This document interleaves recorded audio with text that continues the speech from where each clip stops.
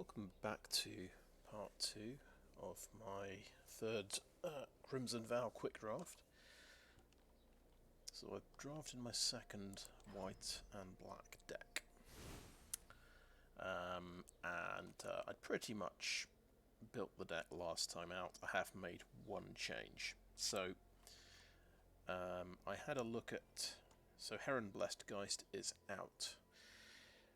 It's a 3/3 flyer for 5, so it's not bad at all actually. But if you'll notice its ability there, it's got that line right at the end. Activate only if you control an enchantment, and only as a sorcery. So if we just look at our details here, we're only running one out and out enchantment. Which one is it? We'll just have a little look through. Yes, Circle of Confinement. I also realise, so Kindly Ancestor turns into an enchantment as well. So technically I've got 3 enchantments. And so I don't think I'm very consistently going to be able to use the second ability on the Heron Blessed Geist. It's not a bad card at all. And I've only got two other flyers. I've got Courier Bat and Heron of Hope. So it's kind of a tough decision, but I've decided on balance I'm going to drop it, and I've replaced it with Edgar's Awakening. I guess part of the reason is I've used Heron Blessed Geist before in the previous deck, and it was pretty good because I had more enchantments in that one. This is a deck with quite a lot of discard, because from blood tokens and Edgar's Awakening you can get some extra value out of it. When you discard it, you can use it to bring a creature back to your hand, so that fits the deck just a little bit better. And it'll be fantastic if I can bring back, let's say, a Courier Bat, which could then bring back another creature, and I can sort of chain some value together, basically doing that. Also, Markov Purifier is probably he's the guy who's definitely got a target painted on him. It's good having a couple of ways to bring him back from the graveyard. And I think the 9 plains and 8 swamps is right, even though I've actually got more black cards. I just want a better chance of having the plains for turn 1, so I can cast a turn 1 Travelling Minister. That's the reason. That's the simple reasoning there. But the trade-off is I've only got 8 swamps. It's that much more harder to cast Hero's Downfall, which is my 2 black and 1 removal spell. So yeah, that's. It's unlikely I'm going to cast that on turn 3. So I think I'm happy though. I'm happy to wait till turn 5 before I can cast that, which is probably realistic. Yeah. Other than that, I'm pretty happy with the deck. We'll just see. I'm going to see if it does as well as my first white and black deck, because that went 7 and 1. It had I think that deck did have 2 Markov Purifiers, 3 Travelling Ministers. I splashed for Octavia, the bride who brings creatures back from the graveyard when she attacks, and she's got haste, and she's 3/4. So that's a really good sort of bomb kind of card. I'm trying to think. Yeah, that deck was mostly just white as well. It just had about 3. No, it had 5 black cards, and the rest were just white. So I could actually play 10 plains, 6 swamps, and a couple of mountains, and that was good enough. I think I was also playing a Monolith type card that was giving me mana of the right colour. So yeah, the one that actually can remove guards from the graveyard. So this is kind of a similar deck, but I've got a lot more black cards this time around. I've got more blood tokens, so I can discard and power my Ragged Recluses to transform them. So that seems to make sense because they've got this life gain ability tacked onto them. Yeah, so it's sort of interesting. It makes a bit of sense. I'm running 2 Vampire's Kiss, which is not a. You're not going to run this in very many draft decks, I would say. It's purely here to power my life gain payoffs and my discard payoffs. It'll be a chance to see if that's a good idea or not. But normally this is a terrible card which you wouldn't play. But I fancy trying it out. Seems to. This is exactly the deck that it's sort of designed for. It feels like. Right. So without further ado, let's start the games. And of course, called it "This Is Your Lifetotal."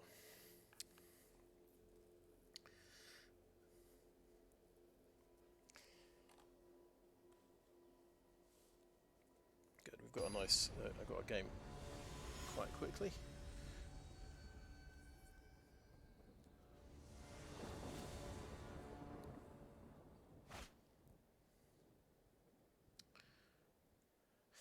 I think one worry is my creatures are all quite relatively small, and I feel like they might get, red and green decks or white and green decks could just be a bit overwhelming. But we'll see. They just, let's keep 7. So we've got white and black. We've got a Travelling Minister. We've got early removal there. In fact, we've got a couple of creatures. No, I mean, they've got removal and a creature we can play. And if we draw another land, we've got a turn 3 play as well.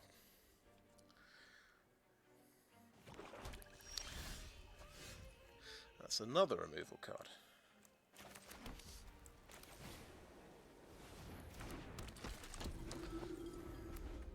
We don't have any discard for Ragged Recluse yet. Alright, well, he's gone. He's out of there. That's the 3rd land. So, Ragged Recluse it is.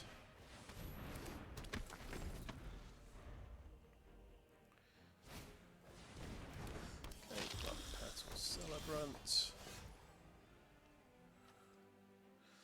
I feel like we've drawn almost all of our removal. We've got 3 removal cards. That is a vampire, and if you read Circle of Confinement, that will stop him playing more Blood Petal Celebrants. So the choice is, I could remove this guy now, or I could wait a turn. I could play Kindly Ancestor now. So I think that's what I'll do. I'll go for the Kindly Ancestor. And no attacks. So this, I forgot, last time I played, this guy gets first strike when it attacks. So I managed to lose a creature. By trying, I think I tried to block it with a 3/2, which is a bit of a shame. So yeah, he's got another vampire. This is quite a nasty one. 3/3 menace. Interestingly,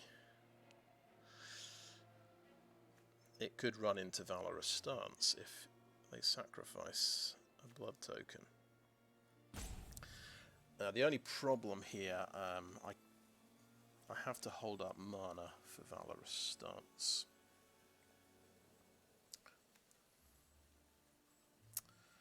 I think, on balance, I want to flip my Ragged Recluse, so I'm going to take a step towards that. By popping that one, and I'll just go next. No attacks. Enter. And interestingly, this is where I can get some value out of Edgar's Awakening, potentially.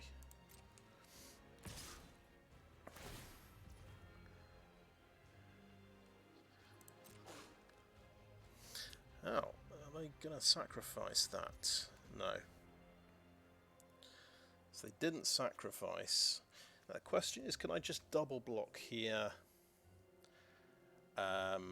He might have removal and kill one of them, and then he'll get to kill the other one as well for free. But I am going to bring something back with Edgar's Awakening potentially. So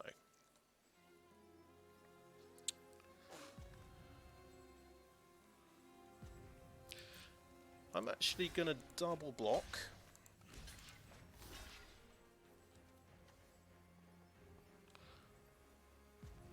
And just we'll just try and see bring out his removal spell that he's got in his hand. Okay, there it is.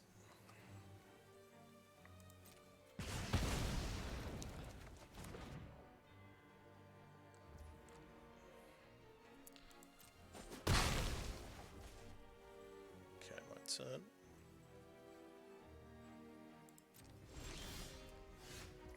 Oh, that's interesting.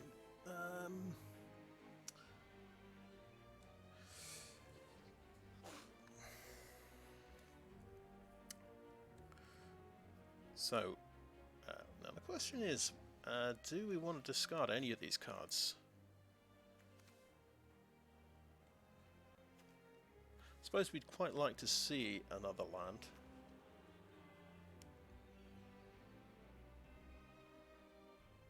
But we can get 2 Ragged Recluses, can't we?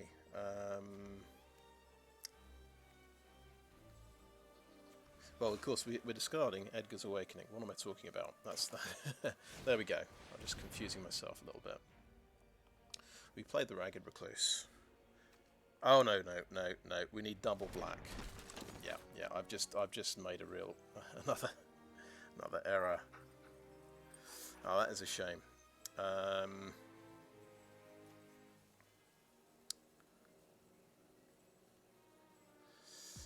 Okay, I think we've. Okay, I'm going to flip it. Let's discard something. No, let's not. We've run out of time. No. Okay.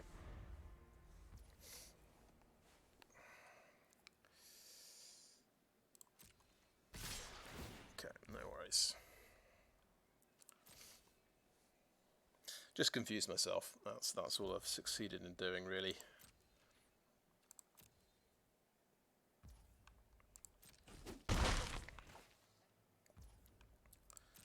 Right. And we have another one of those. Okie doke. Sure. Anyway, my turn. Okay. How this works, we're going to do Edgar's Awakening. Or rather, we're going to discard Edgar's Awakening, pay a black, bring a Ragged Recluse back. Hopefully drawing a land. Right, so we'll do it the right way around. Submit that. Hopefully drawing a swamp. We want the Ragged Recluse. Draw a swamp? Not quite. Right. But at least that's going to flip over. Trouble is, we are running out of hit points now. What else can we discard? Okay, let's...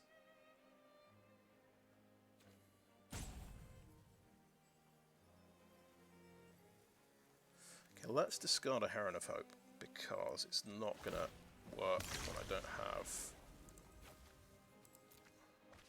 land. Okay, we didn't hit land. No attacks. We have a 3/3 now. So it's... we can guess he doesn't have removal in his hand, so he didn't, because he didn't attack with the Celebrant.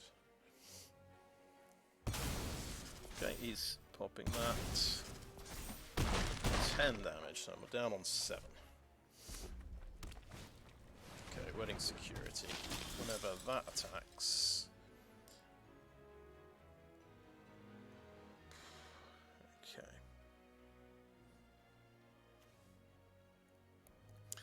So we could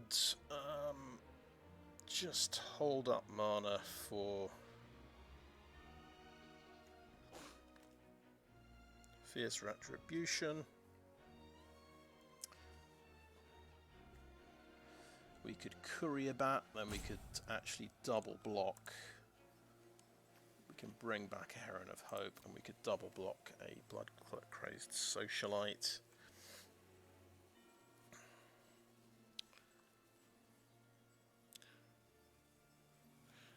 We'd quite like to just kill Wedding Security, I think. So, I think we'll do nothing. No attacks, and end the turn. Which, okay, we've got a bit of a problem, haven't we? We're actually going to die. Oops. Yeah.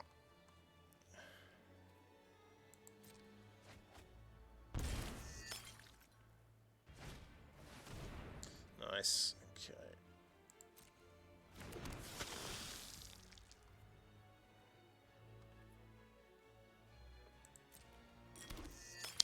In fact, well, we're going to...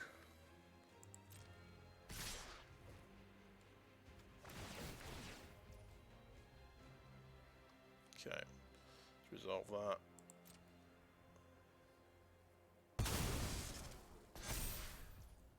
Okay, resolve that. So that's a 5/5, okay. Okay, so here's the situation. That's the only one I can block. If I... Yeah. So I've got to Valorous Stance.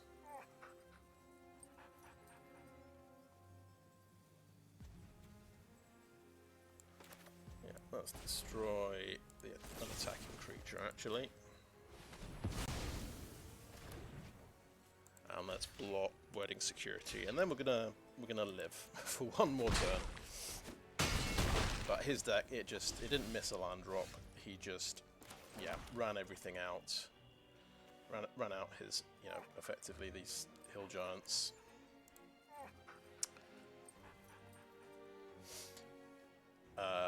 Without much problem. I guess I could still on. That's going to put me on 4 life. It doesn't quite do enough.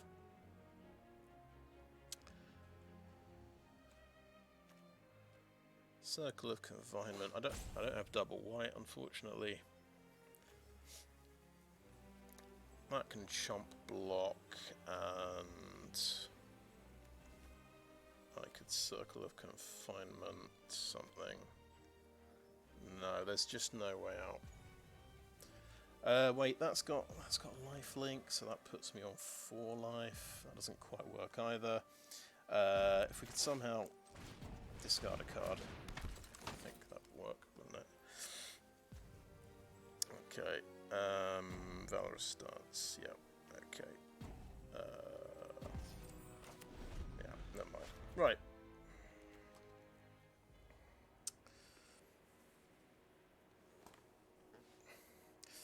Let's just check. So we got 23, drawn 17 cards, and we managed to draw 4 lands out of 17. So it was like, yeah, basically a 25% land draw. He's drawn a lot of cards as well, to be fair. So he's drawn 18, and he's got 6 lands. So he's had a 33% land draw. Did he discard any lands? No, he didn't. But he's done just as well as me in terms of... He's maybe done better than me in terms of removal. He's got his 2 removal cards out. I've been obviously struggling to get creatures and removal out. And yeah, arguably this is an example of this card not being that great, because I've well, it's actually got me 2 cards closer to drawing my land. I suppose you can argue that. It's given me a couple of extra life points, but yeah, we're faced with just a succession of these guys, one after the other after the other.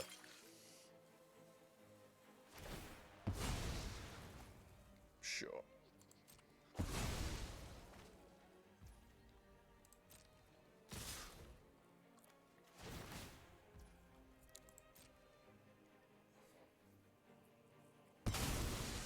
Interesting, this is something I was talking about, was just getting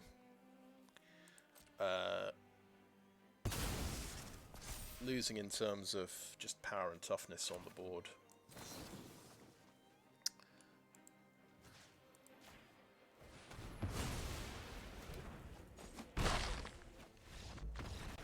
But obviously, yeah, not drawing land is the main problem there. But I spent let's see, 2 mana on that Vampire's Kiss, and then 2 more mana on trying to use those blood tokens to look for land, which didn't feel very effective.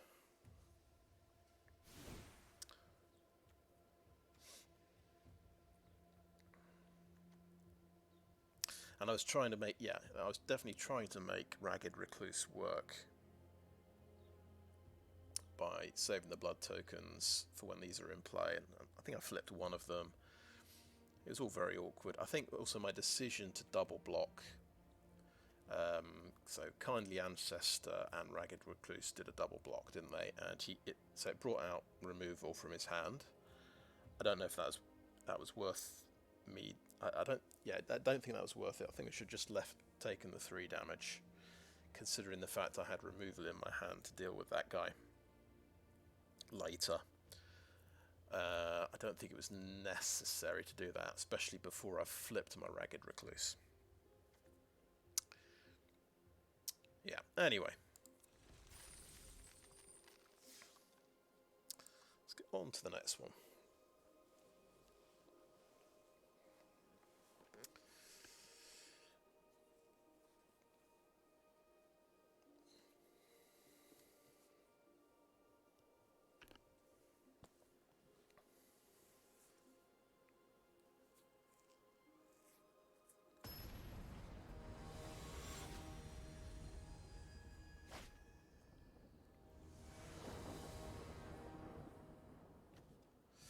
Okay, we've got 4 land this time, and so I guess we've got 1 drop, 2 drop, 4 drop, not too bad. Can't complain about land this game.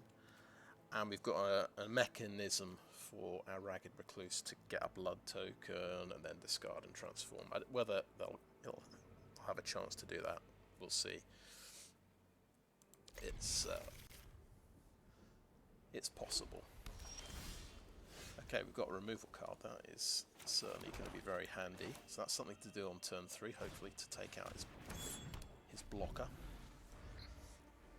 The other problem, of course, that's 2 mana to equip, so it's not quite going to work. Okay, right. We can't actually deal with that card with Circle of Confinement, or he can, but he can just exile it. So it's removal proof. Okay, here comes the Ragged Recluse.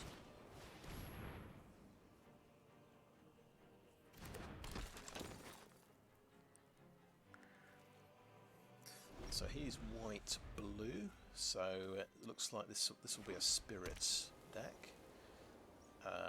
So he's probably going to have a few flyers. plan here might be just save my removal for the flyers.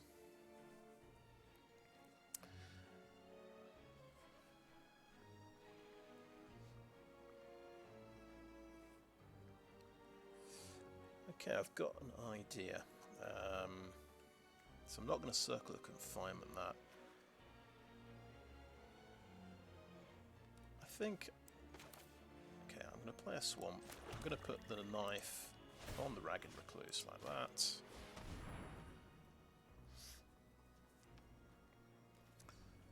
And let's... He can't give it first strike from his graveyard, so I think we'll just swing in for 3, see what he does. See if he wants to just trade off. Can you give it first strike with something else? Okay, that's giving me a blood token. That's nice. Okay, and then that gives my scavenger a target as well. Okay, yeah, this guy. He's quite hard to deal with, really. He kind of beats my bear, unfortunately. And he's too big for Circle of Confinement.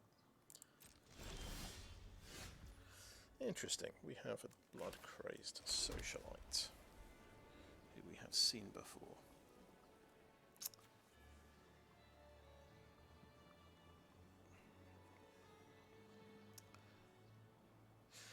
So I suppose we're in a racing situation here. I think I'm confident, so I'm going to play the character that's got more power. Makes sense.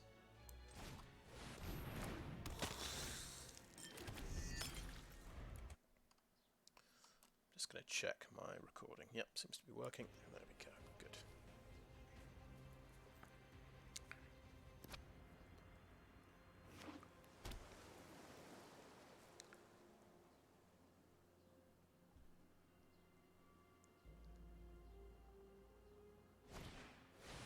Oh, here we go. Herrenblast Geist.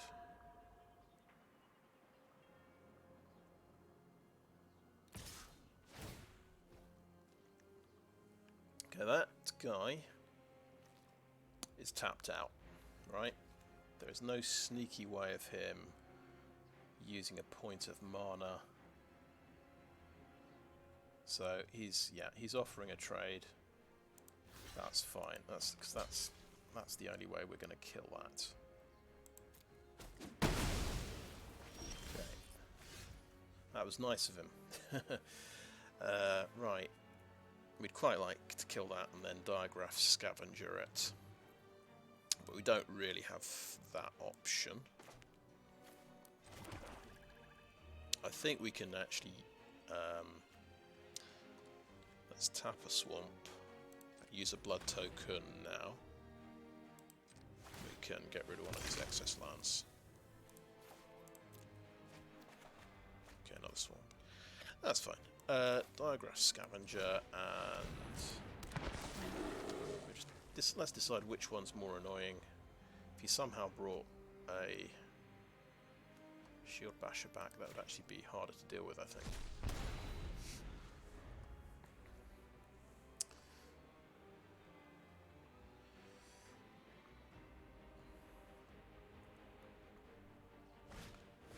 Okay, that's not one I've seen before. Flying 2/3. That exiles cards, and he can look at the top card of his library anytime. If it you can cast from the top of your deck if it shares a card type with right. So he's just happily gonna just play a bunch of things off the top of his deck. However, he is a 3 mana card. I'm just trying to think if there's Spell Pierce in this. I think so. I can Circle of Confinement that quite happily.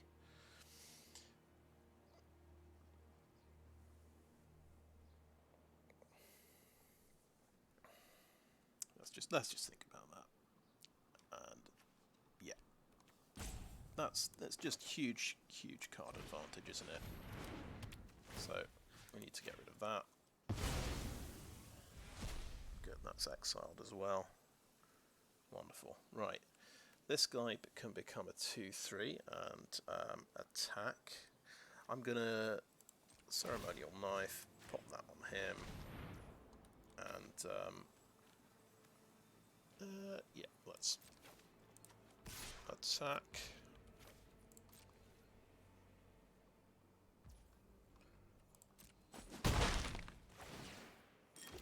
Another blood token. I think.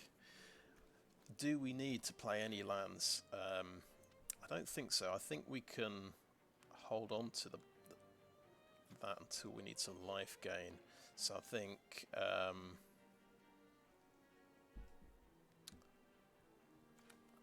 actually, okay, let's pop this now. Drop a swamp. See what we get. Another swamp. Okay. Okay. I could play a swamp to pop another blood token. Sure, let's do that. Maybe that's good. Okay, there we go. We're getting somewhere. We're getting somewhere. The blood tokens are working. Right. We can bring back... Oh, jeez. What's this? Oh, dear. That is horrendous. Right. Alright. Well, we've got some life gain, I suppose. Right. I think just keep attacking. We're going to bring something back.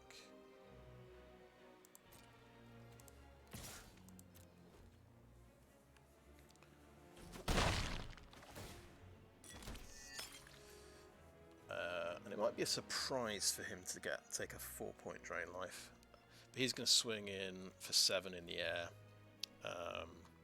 We're going to get a blocker on the ground who...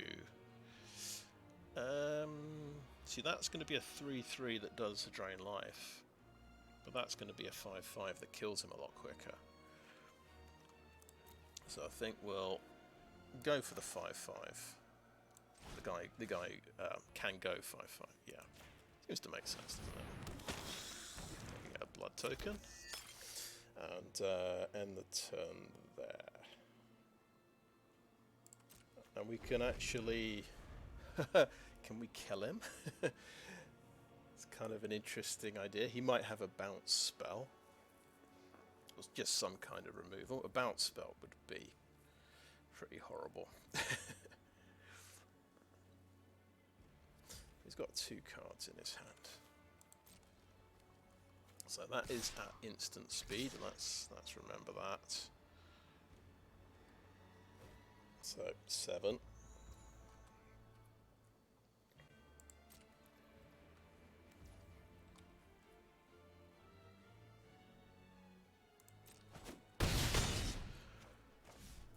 So I'm dead next turn. I can get 4 life here, which puts me on 10. Then I'm probably still alive.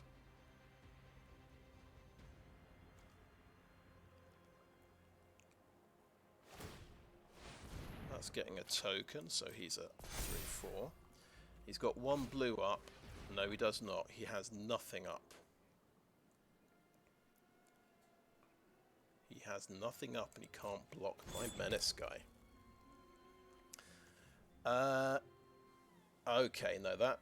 I can't just sacrifice as many blood tokens as I want. Oh, that's a shame.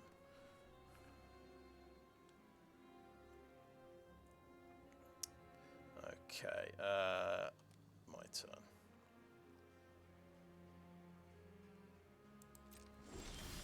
So I guess that is an extra point of damage next turn, definitely. So he's going to do me 8 damage.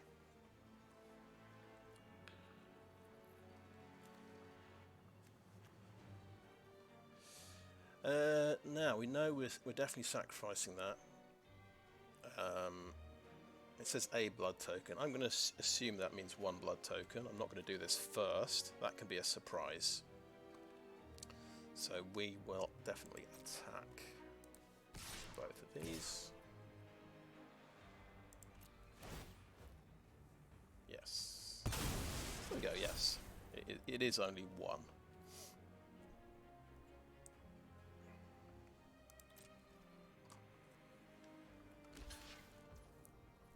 Okay, digraphs. Scavenger's gonna die.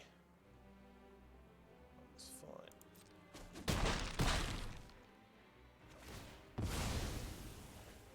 Blood token, sweet. Now, so he's definitely doing me 8 damage.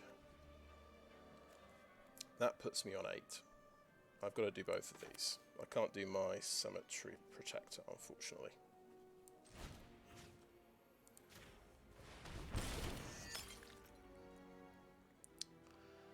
And Vandal's Kiss again. And let's pop that on you as well.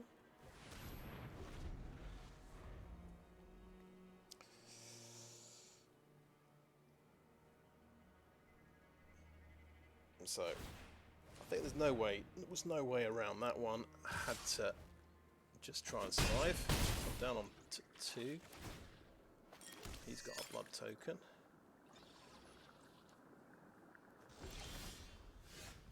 Okay.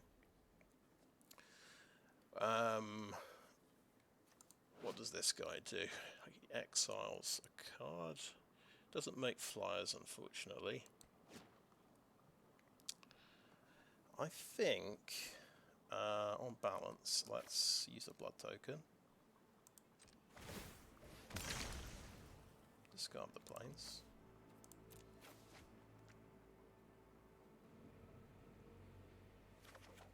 Okay. It's another planes. Let's do that. Discard the planes.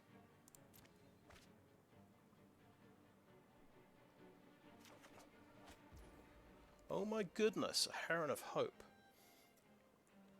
The one card that might keep me alive as a chump blocker. That's nice. Okay, I'm assuming he's got removal for this guy, but let's see what happens to it.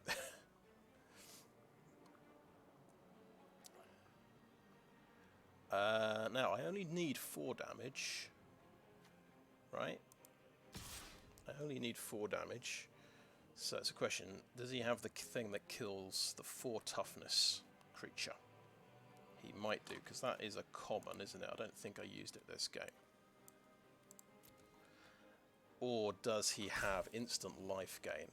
I think it's unlikely he's got instant life gain. So I'm not going to power up my blood crazed socialite. I'm going to decline.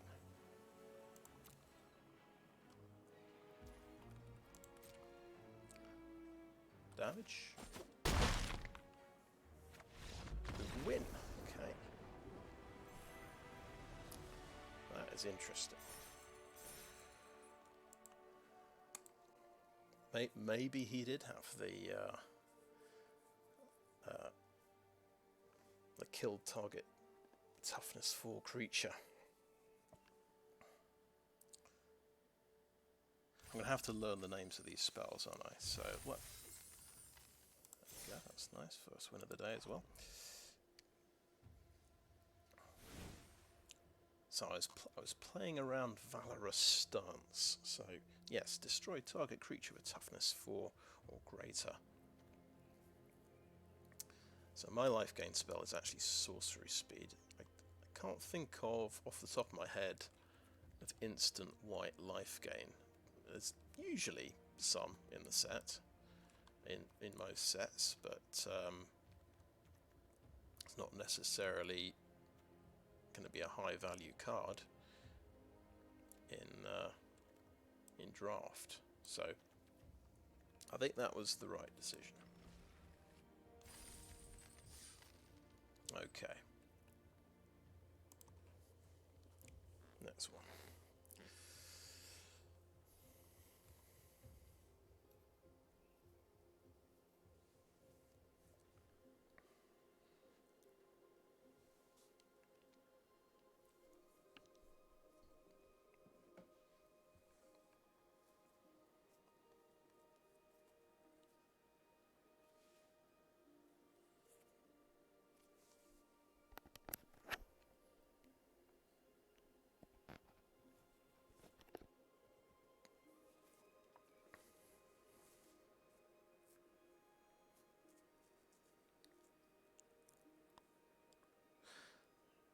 So far, we've definitely been seeing a lot of the Vampire's Kiss card. I think we had one in game 1 and both of them in game 2, but it did actually help me win.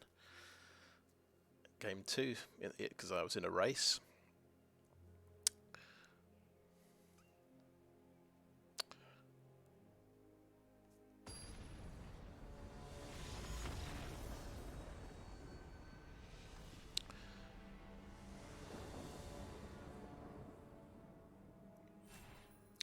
Oh, a draw.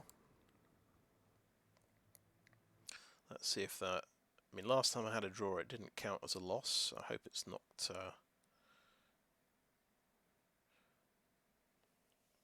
I think there'd be some outcry if draws counted as losses. Yeah, that's fine.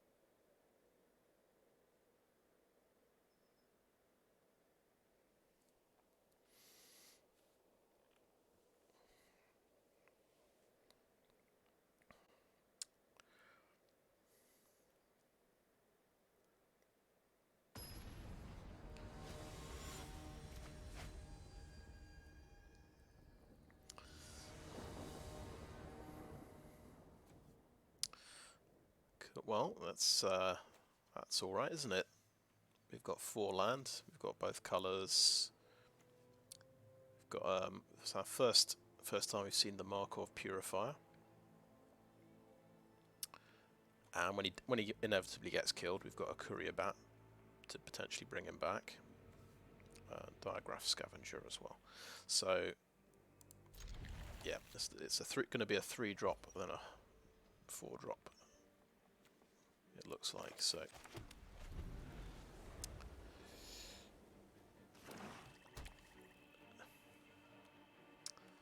He's got something. With mana value 2 or less. Haha, you're out of luck today, chum. I had a terrible draw.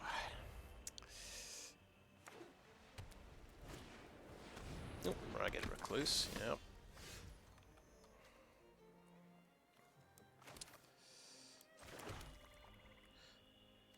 So, Markov Purifier.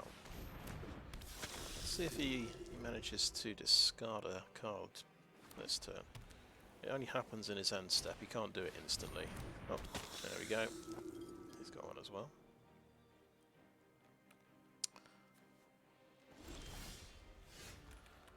So I'm going to have to play a sad Diagraph Scavenger, who does not get to eat any creatures.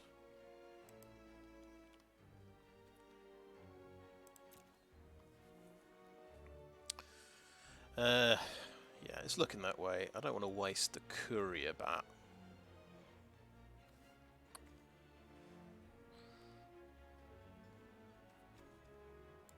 Yeah.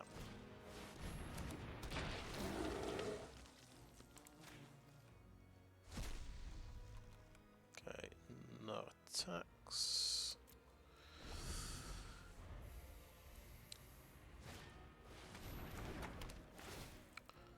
Wedding Invitation, draw a card, yeah.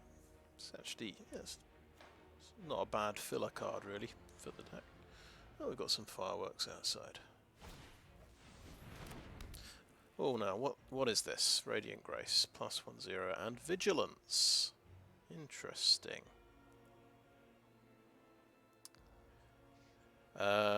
Yes, this is the Aura Curse thingy. Very interesting. I think what I'd like to do is swing in with a Diagraph Scavenger. Fully prepared to trade off here, because I've got a handful of We've got graveyard effect, yeah, full of graveyard effects basically.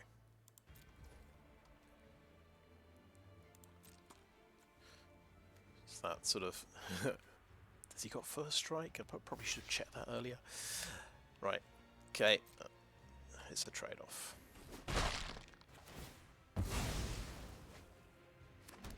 Okay. So I'm still not gaining any life yet, but oh yeah, in fact, yes I am. But getting 7 mana, just it's not very doable.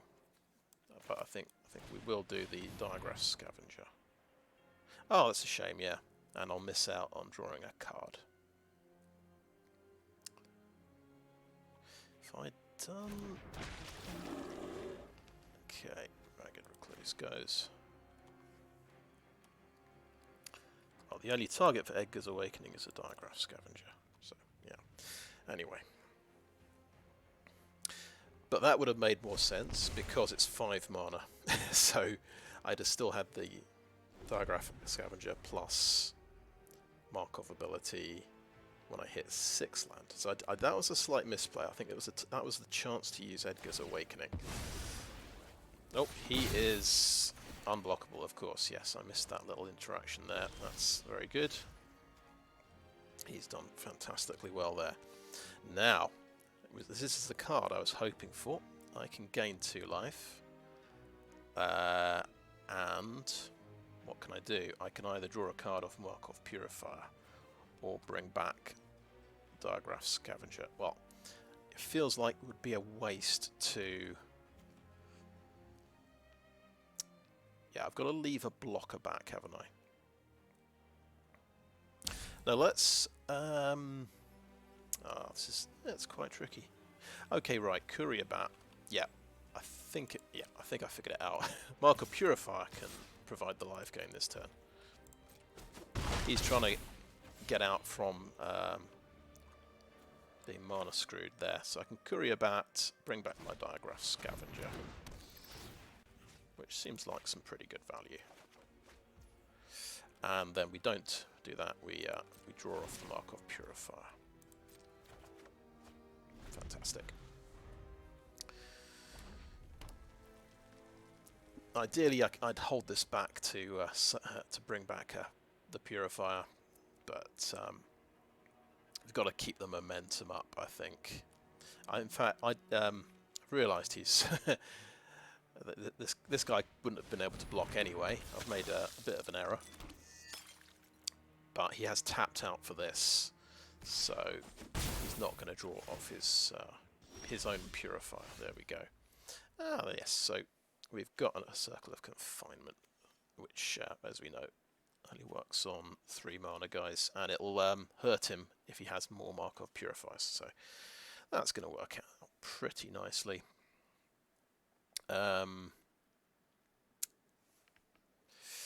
Yeah, I've got this.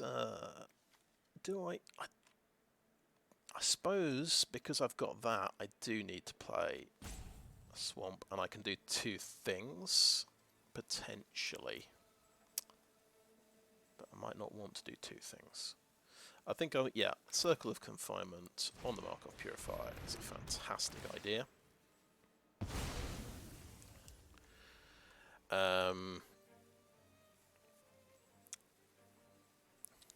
Now, we'll hold that for when he attacks.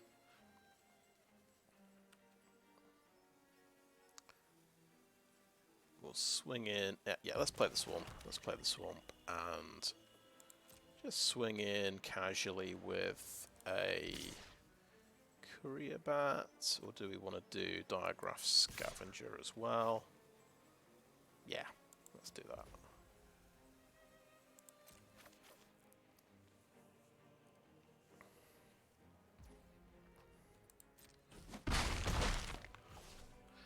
And end the turn there.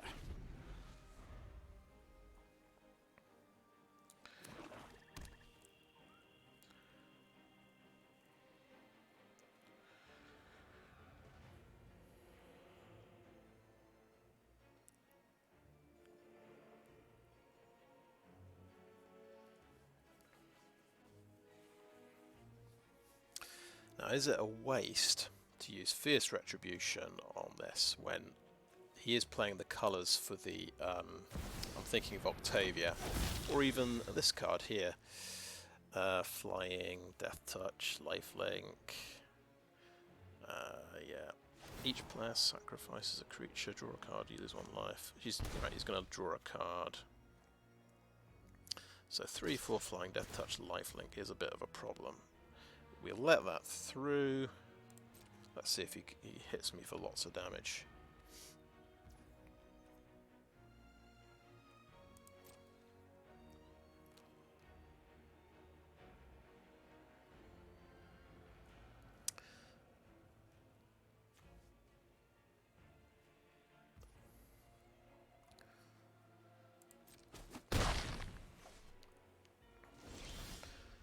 Right, so I think on balance, spend 6 mana and just take this out. It's going to make me sacrifice a creature. Yeah, and he's tapped out, so let's do it.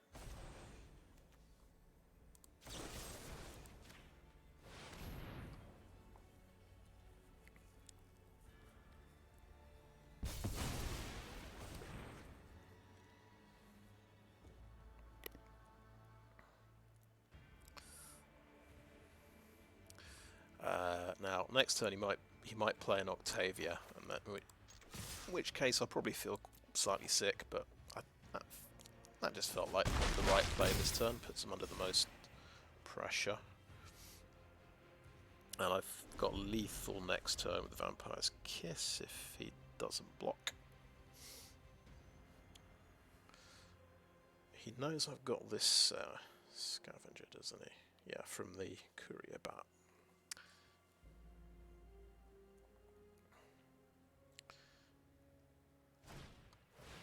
Oh, yeah, he's got another Flying Lifelinker, so that just deals with Courier Bats quite well.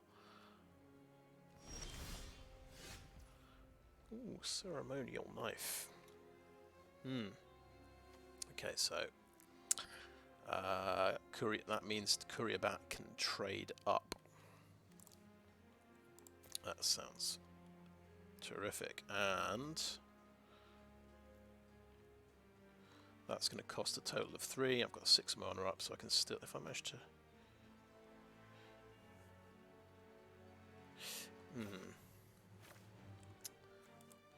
On the other hand, what was I talking about earlier? Any kind of resurrection of that card is pretty bad. So let's do that straight away.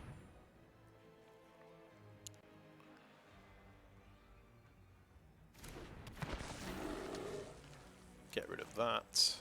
2 direct damage. Fantastic. We'll leave 2 mana up to draw a card. We'll just swing in with this Death Touch guy. And we should be good.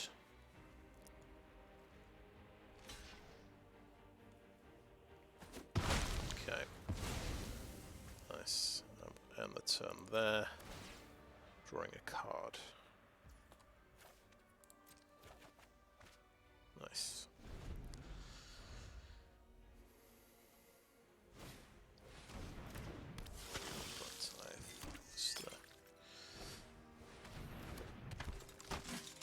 So he's putting out 1 or 2 blockers. Just 1 or 2.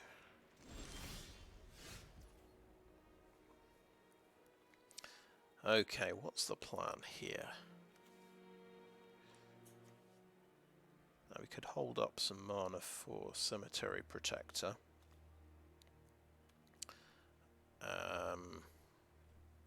That's definitely a thing. He is going to blow up the Markov Purifier.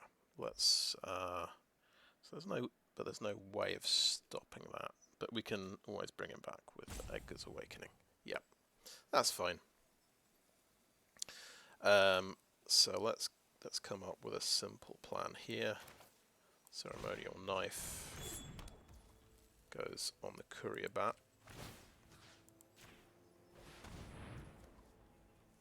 And yeah, he is so low on stats. Yeah, just attack with these two. So he wants to use the harvester to kill my purifier. In fact, no, he didn't. Interesting. Okay. Okay, right. I don't have enough for the cemetery protector. So next best thing. We could Ragged Recluse and discard a card. Ooh, that's pretty good. And we'll discard a Kindly Ancestor. Seems pretty good. I've got another one.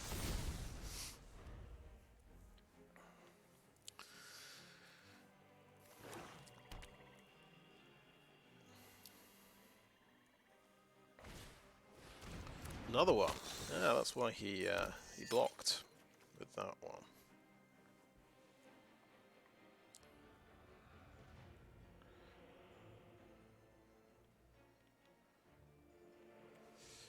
I could put lifelink on that, I suppose, as well, if we want. But no, we probably want to hold up mana for something good, like the Cemetery Protector.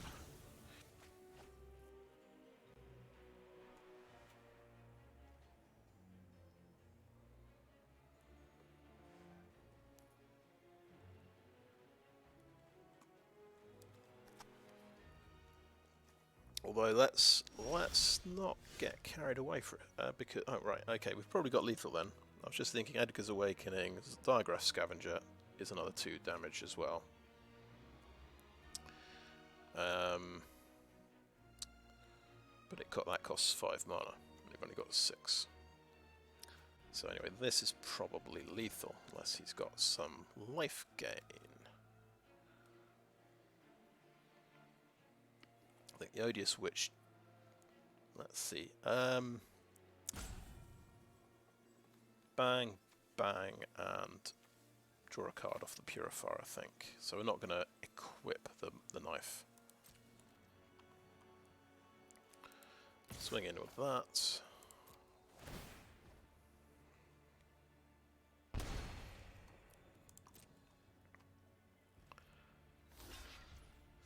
Okay, that's fine. Okay, right. We don't know if it's a good game yet.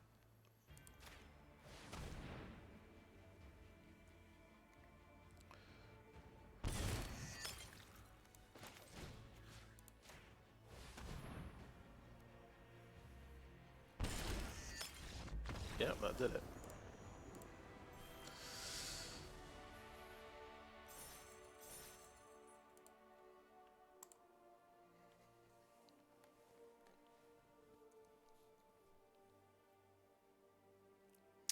Feel like I'm figuring out how to play my deck.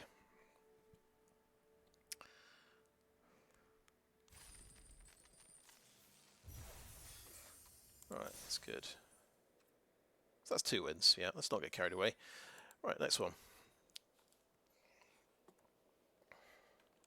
He got quite badly mana screwed in that game. That's he had to go through a lot of blood tokens to get his land out. It's the same problem I had in game 1.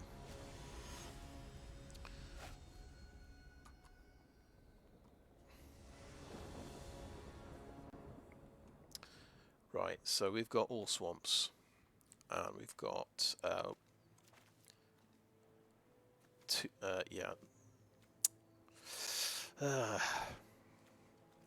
3 white cards. So I think it's just there's literally nothing in our hand we can play, so we could hope to draw one of the 9 planes. 9 planes in 33 cards. But I think this is where we mulligan, where we literally can't play anything in the hand with the lands we've got available. It's probably time to mulligan. Okay, that's better.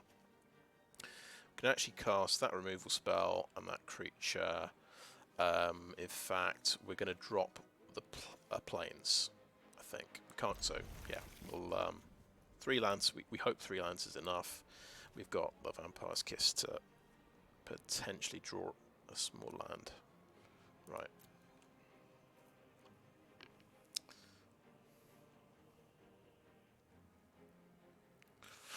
Do we just do this on turn 2? Get it out of the way.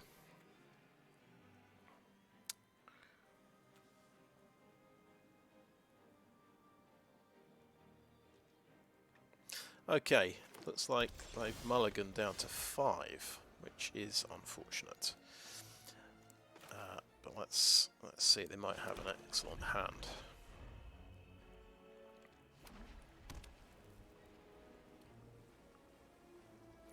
I think I'm just going to go ahead and do this on turn 2, and just to use up my mana on something vaguely useful. Right, what is that? Just a 2/2 that can get a boost from other humans. So it feels like a waste to blow that up with Hero's Downfall, but that might be what we do. And on the other hand, discarding a creature with the blood token and bringing it back later with a courier bat could be a plan, but that, of course, that needs life gain for that to trigger. So, and we just used our life gain, unfortunately. But there you go. Oh, Thalia, Guardian of Thraben. I've heard about this card. So, non-creature spells cost 1 more to cast. And it's a 2/1 first striker as well. And guess what? I can't cast Hero's Downfall to kill it. How irritating. So, play our Swamp.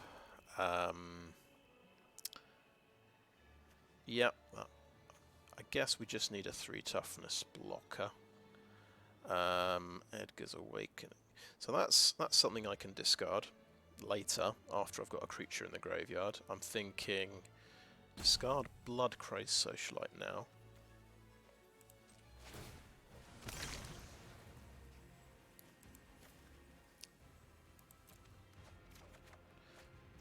Beautiful. We needed a land. We could discard that and get... Yeah, let's do that. Do a plains. I think I'm doing this right.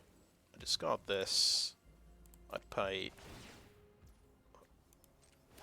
black mana and I get my creature back. Yeah, nice, nice. Okay, Vampire Slayer. So he definitely had a really good opening hand. With only 5 cards, he's running over me. Okay. So I think let's blow up the really annoying dude there. Or do we? Next we can now play a Bloodcrazed Socialite, which will, I imagine, will draw out his removal spell, and then he'll hit me for 6 or 7 more damage, probably 6 more damage. Whereas this is guaranteed to, it's only going to be 4 or 5 damage next round.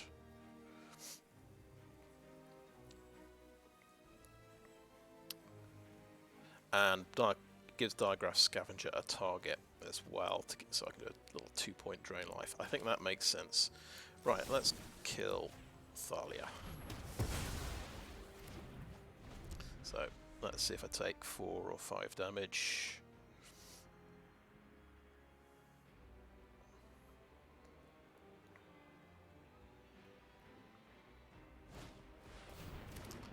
Right, yep, he's got just all the 2/2s in his deck. I know we need our sort of top end is 5 or 6 mana. In fact, we've used the 5 mana spell. We can there's a removal spell which can cost 6. It's got a cleave cost of 6, so I don't know about potentially playing that planes. So this 2/3 guy, he could hold the enemy off for a bit. Let's see, and it gets rid of Thalia. So let's do that. We do a 2-point drain life.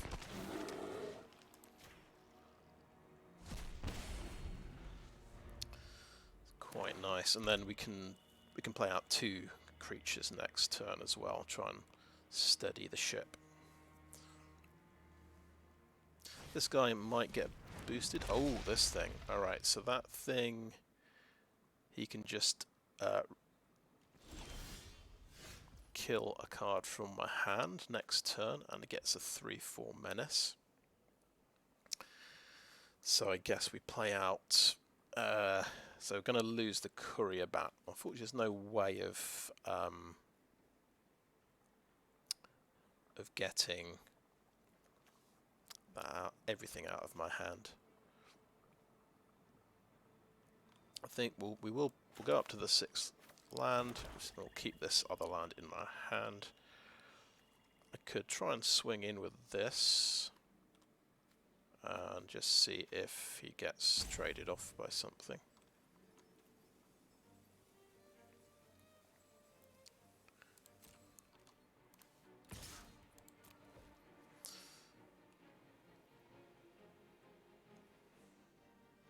So I'm okay to just trade something off. I guess Drogskull Infantry is the thing I don't want to kill. Oh yeah, Blood Praise Socialite gives me the blood token, and then I can Ragged Recluse. Oh, right. No, I guess I already played a land. I was just thinking I could, use that, but I can't.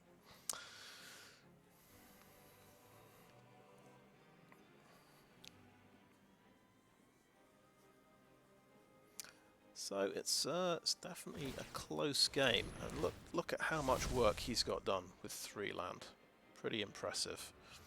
And this is his card advantage. Oh, I see. Isn't that nice? I get to have the card replaced. It's not technically card advantage, but pretty nice nonetheless. So 3/4 menace, pretty terrifying. I will have to double block it.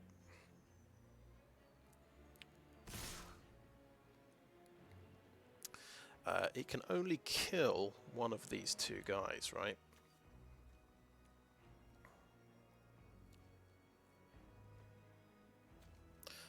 So the Socialite will die to Vampire Slayer.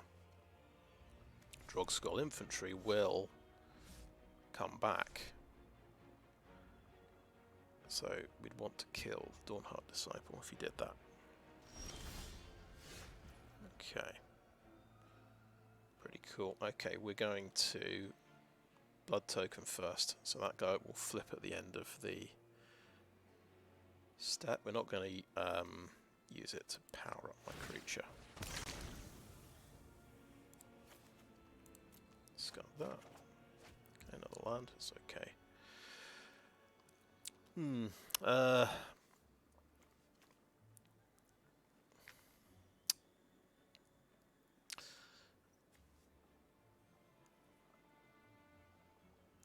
Yeah, my creatures just get to be slightly bigger than his, I suppose. And my feeling is, I don't know why, but the Diagraph Scavenger feels expendable. I'm going to send him in. Nothing's got first strike. Yeah. Okay. Okay. He's definitely got a plan to bring that back from the graveyard. That's my incredibly insightful analysis of that play. But, joke's on him. I don't have any cards in my hand.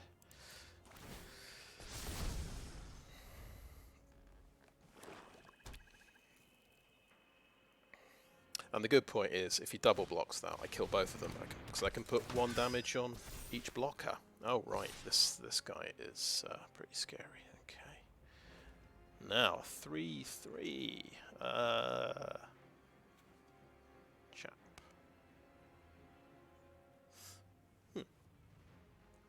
Trade off or take the damage.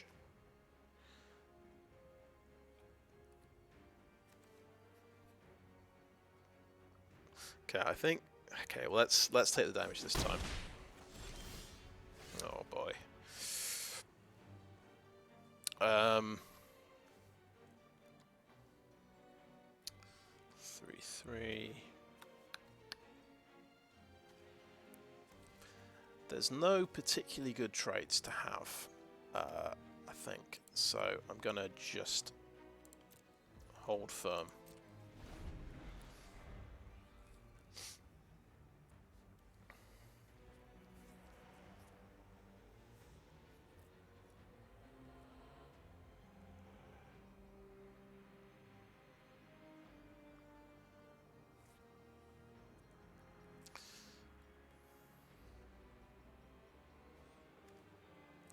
Definitely got a. Just attack with this guy, and not be afraid to kill it. Then I can, whatever gets the buff can get double blocked, I suppose. So how much land have we hit this game? 9 land, 10 land in 18 cards, and I'm still alive. I've gone over 50% land. I just need a few more blood tokens and then everything will be fantastic. Oh dear, what is this? Ah, a way of getting +1/+1 counters. And then it becomes a 3/6. Gives everything vigilance, so they can just slam in every round.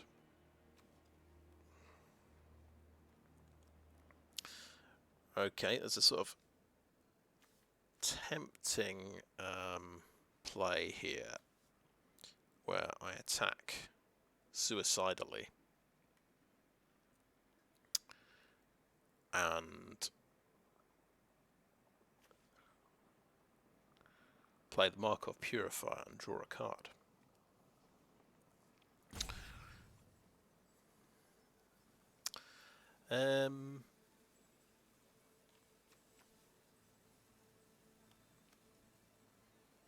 Because he could be wondering, what the hell am I doing?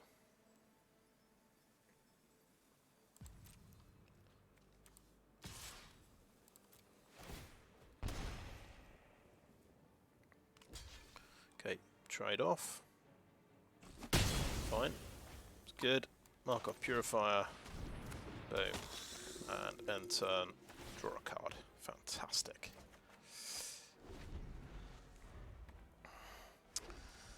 And we got a good card as well.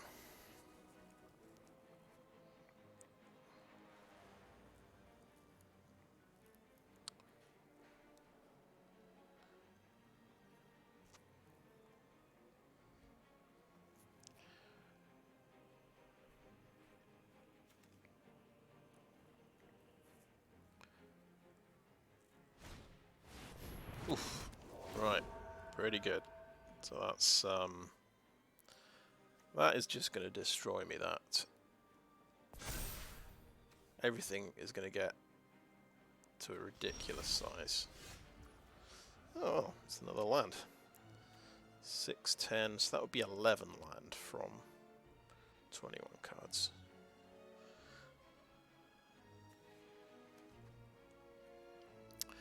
He's tapped out. I'm thinking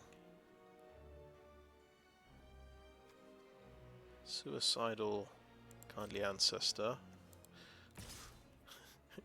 He doesn't have first strike or something, does he? So, but we need cards. We need removal.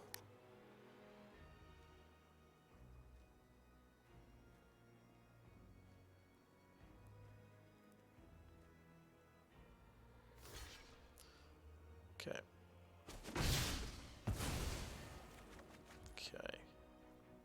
Cool. Right. So we're going to leave 2 mana up for some card draw. Play a Heron of Hope. And the turn. To pay. And we get some still get some value out of this guy. Can give lifelink to the Blood Crazed Socialite, perhaps.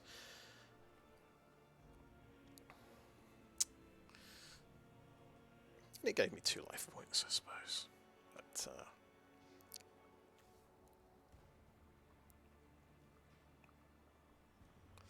oh yeah, how many creatures have I got in here? It's not bad, is it? 8 creatures. That's pretty interesting. Right. So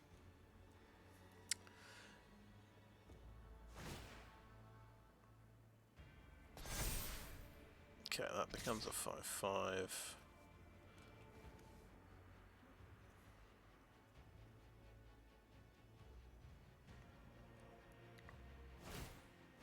No. Oh, yeah, that's trample and lifelink on that guy. Beautiful. Remember, this guy had to mulligan down to 5, and he's really turned things around. Okay, another enchantment. So this one, yeah, I think so. We're just gonna take damage again from Heron of Hope, from Heron Blessgeist. I mean, different Heron. Now, if we give him life gain, instead of having to pay for his lifelink every turn, that might be a good idea. But we kind of want to play a Bloodsworn Squire and have an insanely big creature.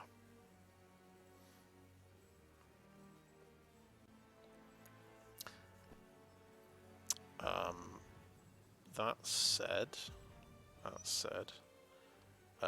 okay, let's do that on the Heron of Hope.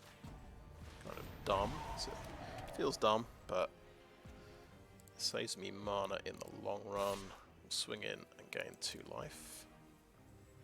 It'll be 3 life. That's a good point. And we won't be able to draw a card, but we will. Ah, right. Yeah. No. Okay, this guy won't be able to do his ability this turn. I'm thinking we start playing these silly lands. There we go. And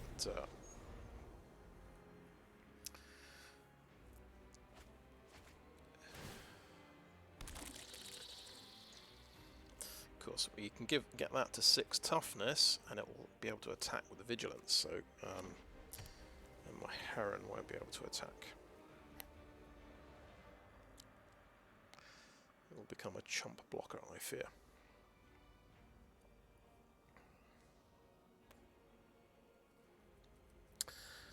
So maybe that playing this guy was a mistake. Should have drawn the card. Should have tried to draw the removal card. Just need to get closer to that removal. And that's the only way this is going to work. And we'll just see if he does choose to turn that to a 6/6. Kind of puts all his eggs in one basket. No, you see, he's just going to improve all of his creatures one by one. That's a smart move, I think. Drog Skull Infantry. Okay. And, yeah. So we're going to take 8 damage if we don't do anything. We will trade off here, and yeah, it's not great news. He's going to get a buff. Oh wait, I completely missed that. Yeah. I think. Does it indestructible? No, it's not indestructible. It is trample and lifelink. Okay. Okay. So we are going to play a swamp, I think.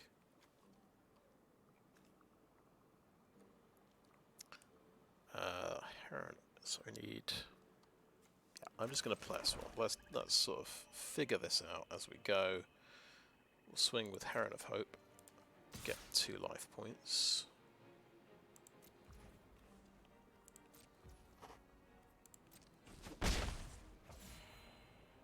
Good. Now we can draw off of the Markov Purifier. Just remember that. I want to play a Travelling Minister. Remember, 4 mana, 2 for that, 2 for that. So we've got 3 mana left. So I can do a Vampire's Kiss now. That's just a sort of safety kind of thing. And we can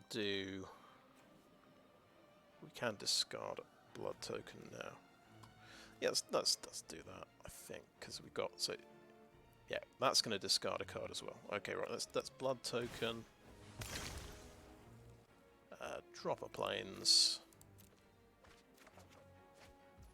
Great. Fantastic. Right. We know he's got nothing in his hand here.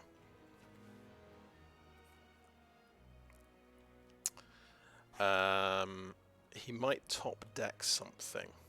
That is the only problem. I think we'll take the risk of him top decking something. We'll auto pay that. Great. How much he's got?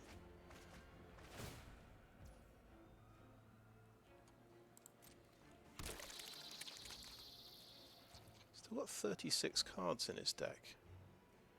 That's interesting, isn't it? He's got a lot of cards.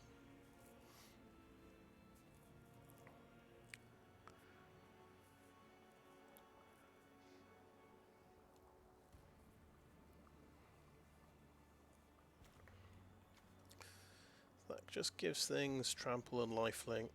Yeah.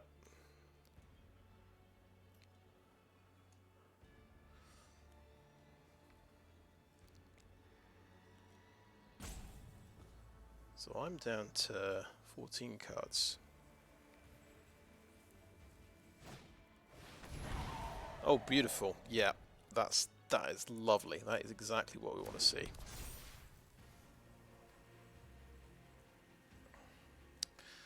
I'm just trying to think. I think it's... Is there a green card that gives things hexproof? Probably. I don't think we can afford to worry about it. I think we could have played around it, but the time has... Oh, that's interesting. So it's only the creature you give a token to that matters. So it's not gonna worry about.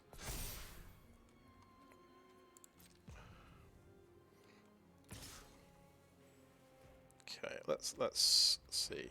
It is an instant. It's not a sorcery. Good. Oh, good. He's perfect. He has tapped him out.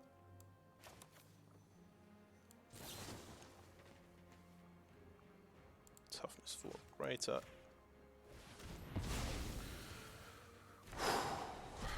Nice. Okay. Right, I think simplest thing to do. Let's Travelling Minister, Heron of Hope. Just make sure he's got no sort of reach creatures. Should we just pop a blood token first? Good news. Oh, I was going to say the good news is that my deck can't have any lands left in it. Right, never mind. Right, let's attack with the Heron of Hope. Put me back on 16 life points. Ooh, 17. That's right.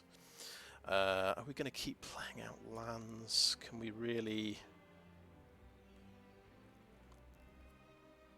No, let's not play out any lands. Auto pay. Let's get that one. Oh, a Cemetery Protector. So that's quite fun, funny, isn't it? Because I should have played out the land. Had I thought of it, I would have played out the land. Because we're going to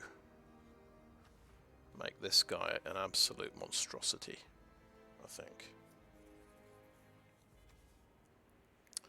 Whereas the Cemetery Protector, I guess, yeah, he's gonna get some tokens.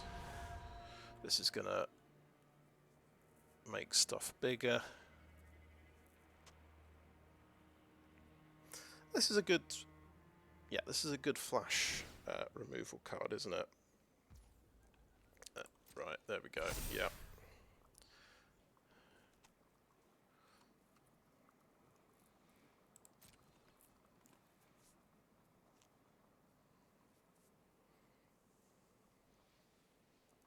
Now imagine if I'd put the lifelink on this guy.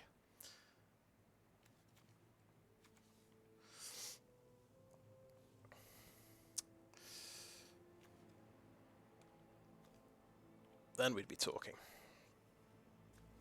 As it is, he doesn't have trample, he doesn't have menace or anything like that, so we're gonna just bump into insects every turn. Yeah, he just destroys vampires, but he doesn't do much against indestructible.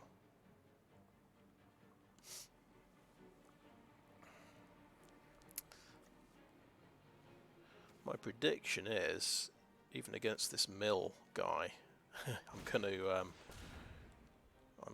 be the one running out of cards.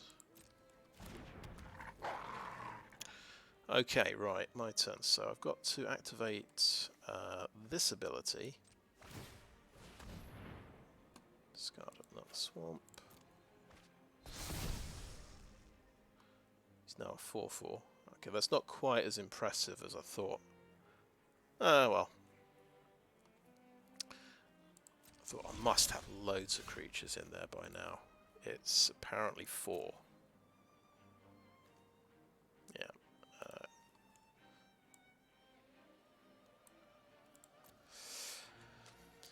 Right, ceremonial knife. So he's got just enough to kill my Heron of Hope.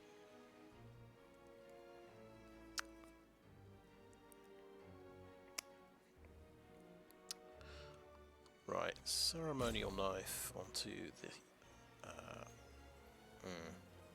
Oh wait, what am I doing? What am I doing?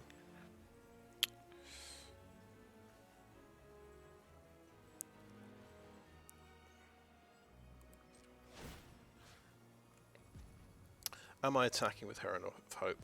Yes or no? No, I think. I'm going to attack with Bloodsworn Knight.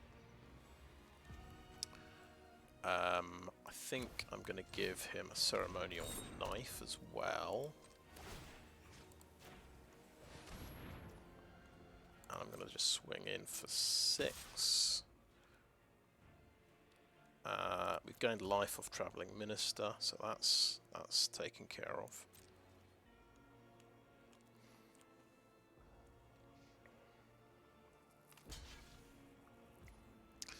Okay, good point. Vampire Slayer. So we've got to use the discard effect here. Let's use, let's discard a swamp. And we will get a nice blood token. So it shouldn't work. Right, I think, don't play the planes. We'll draw off Markov Purifier. 10 cards left, end turn.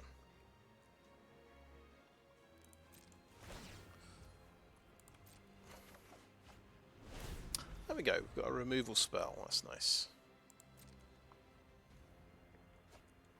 And then we can actually take out his big nasty creature. And he doesn't have a lot, I'm thinking here. He's not that terrifying once this guy's off the board. It's just he's got this to use. And I've got to watch my turns. Okay, I've got 9 cards left. I kind of do want to use that blood token to get my next removal card and just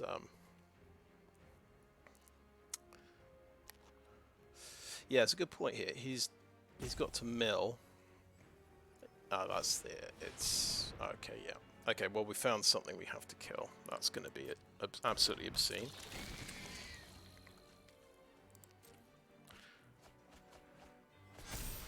Seven, 7. Okay, sure.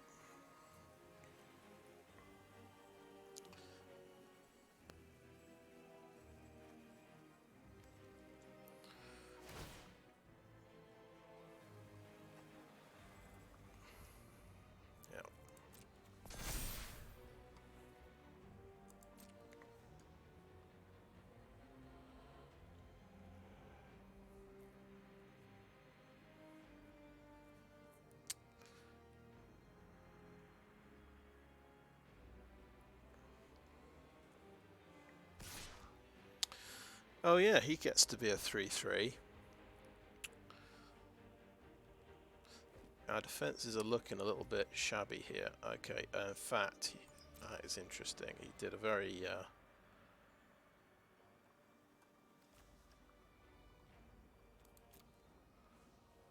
very careful attack there.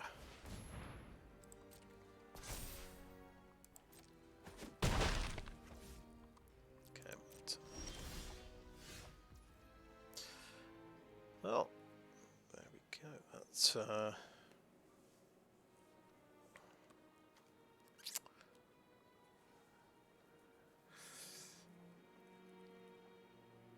just remember, we've got to use this, and I think we're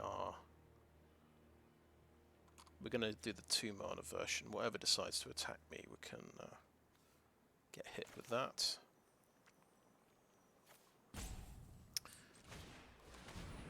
Yeah, he stayed back, didn't he? He's not attacking. Bloodsworn Knight.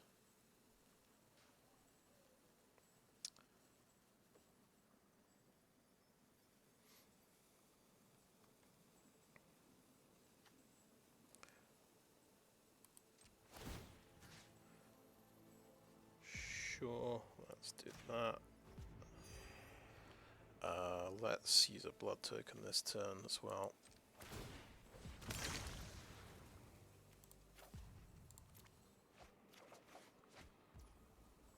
Okay, cool. Right, next. Okay, no attacks. And end the turn. Do we really want to draw? We're down to 7 cards. Let's go for it. Let's go crazy.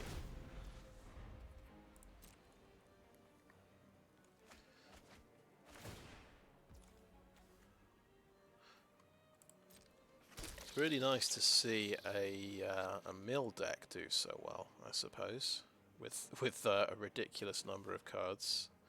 So yeah, 39 between deck and graveyard. 42, 44, 5, 6, 7, 8. Yeah, 54 card deck he's got.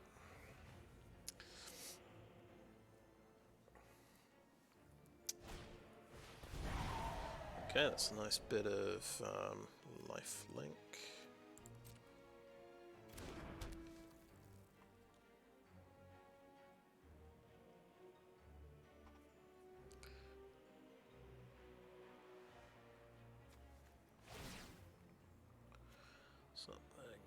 Yeah, he's going to get to 4/4. This is an incredibly good card.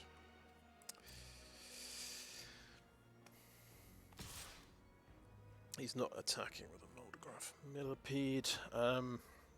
So, what other removal have I got in my deck left? Hero's Downfall has been used. Seem to remember there's 4 cards.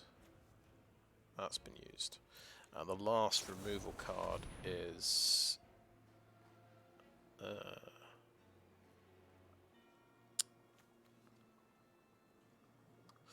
Sure, I'll destroy target attacking creature. Why not?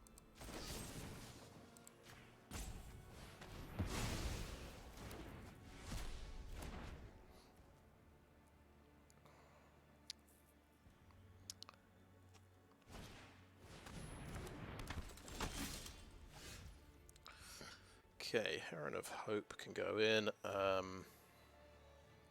We've got 5 cards left.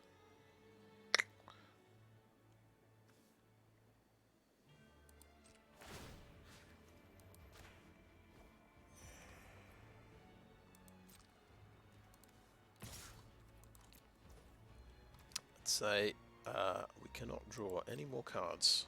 I don't think we've got the breakthrough in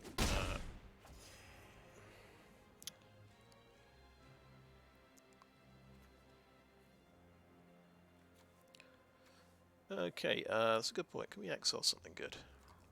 It might come back.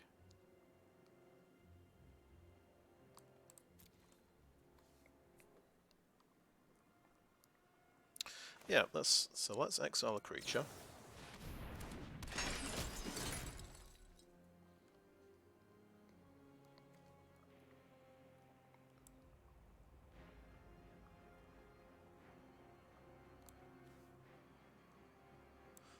Guard as summons.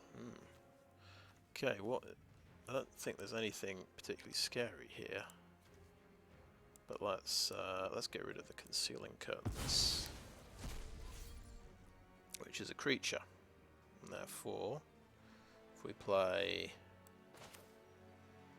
we're not going to draw a card, are we? And what we maybe we need 2 mana to discard a card to make him. Yeah, that makes sense. Okay. Enter. Decline.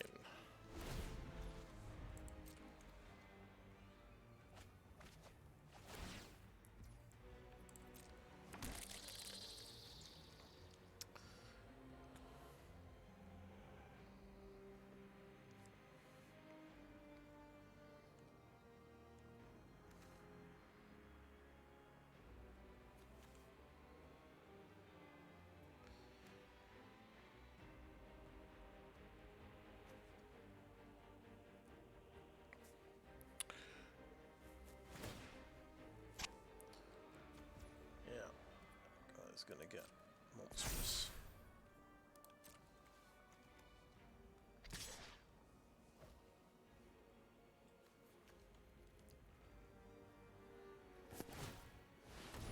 Yeah.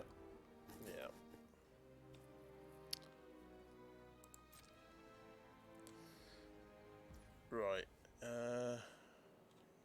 Yeah. So it gains 2 life points off that. Probably absolutely no way I can win this, but I'm going to play to the bitter end. Right. Okay, yeah, we don't need to use his ability. Right, my turn. Okay, as a swamp I can always discard. Pretty cool. I guess we don't need those at the moment. So Travelling Minister on the Heron of Hope.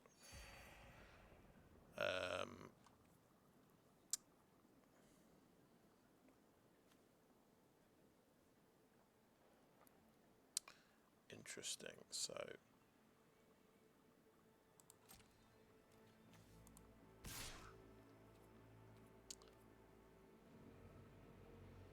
one attacker.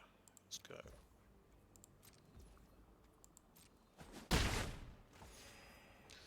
And let's go ahead and make some soldiers and things.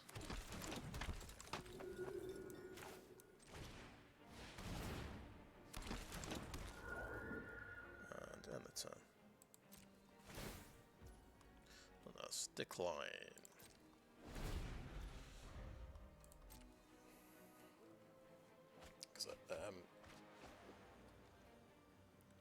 I suppose we're just we're hoping he makes a miscalculation and attacks with everything to try and kill me.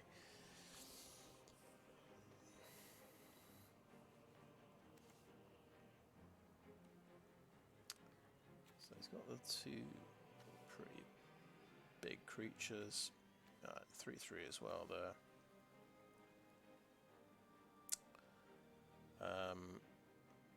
What would it look like if I just attacked with absolutely everybody?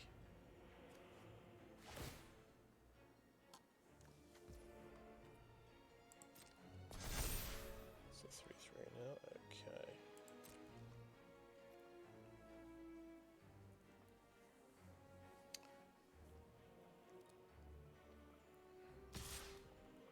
He has quite a few chump blockers, I suppose.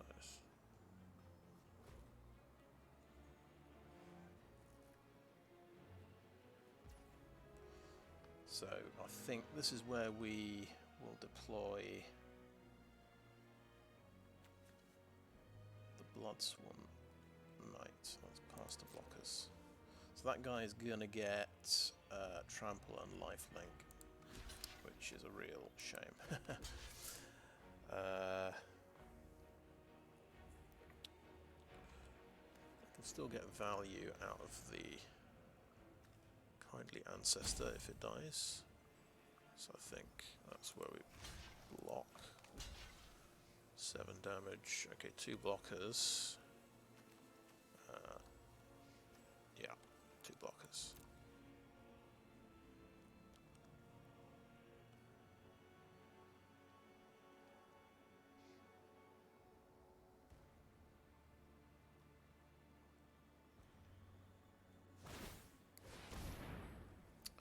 Yeah, that's fair enough. Resolve that.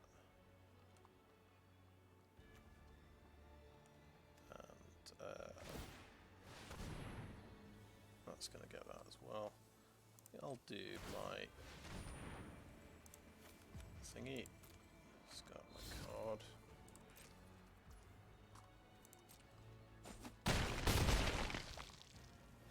Okay. He's going to get a huge amount of life points, which is a shame. Oh yeah, he's got a ceremonial knife. If I wanted to lose a turn, 1 turn quicker, I suppose. Okay, my feeling. Okay, is he? No. Mana value 3 or less. Guess what's got mana value 3 or less? Spirit token. Perfect. Right. Okay, we have 3 turns to win the game. How are we going to do it? Circle of Confinement first on the Spirit token. It's gone. Kindly Ancestor on the Blood. Oh wait, he's got no cards to discard, which is a shame, but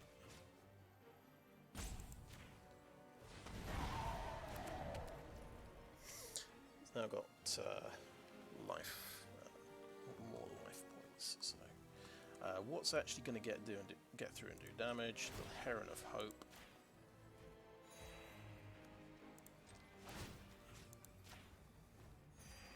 So 3 cards left. I think it's a case of math is for blockers. Do we want? Yeah, I don't think.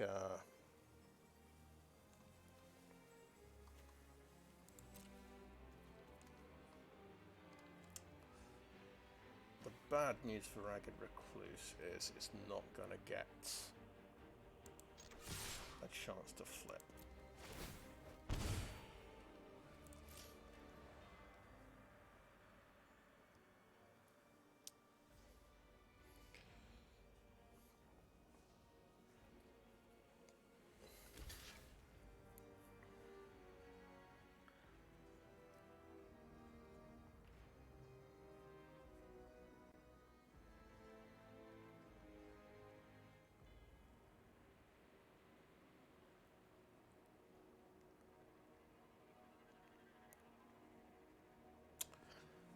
Right, here's a silly mistake. Okay, his flyer was tapped. Wasn't it? He attacked last turn with it. So, should have held that in my hand to sort of say I can make Bloodsworn Knight indestructible. And now I've just kind of said, yeah, you can kill this guy now.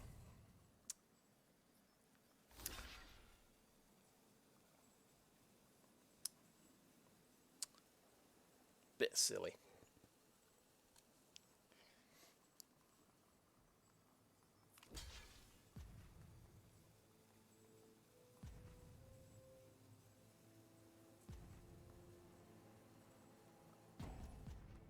Okay, let's go.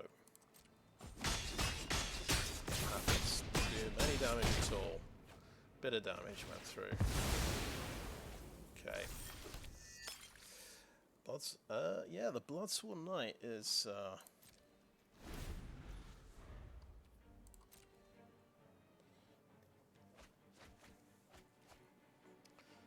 looking okay. Do we know what our last three cards are? I'm wondering if it's my Menace Vampire. No. Definitely dead. Is it a Ragged Recluse? Because I've got three of them. All my Ragged Recluses are dead. That's all my removal done. Or could it be a Diagraph Scavenger and my direct damage spell? Yeah, I've got one direct damage spell. One more Diagraph Scavenger.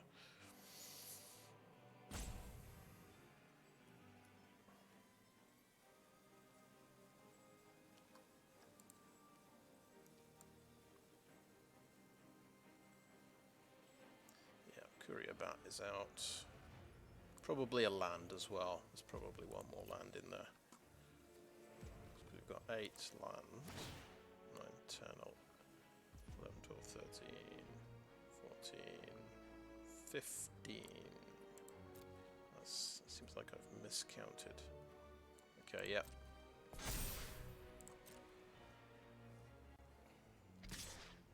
So he's gonna. Both of these guys can get lots of life gain. Yeah, it's impossible, isn't it? Impossible situation.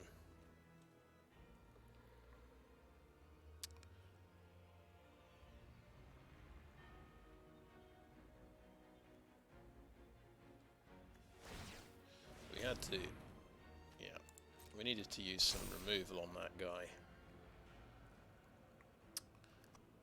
But we, obviously that could only target a flying token. We blew up the Heron. I think, yeah, we blew up a 4/4 flying token, which was a shame. We'd have loved to have blown this up instead. But at some point I got to look at my life gain and life total and go, actually, I can take this damage. I don't need to kill this token.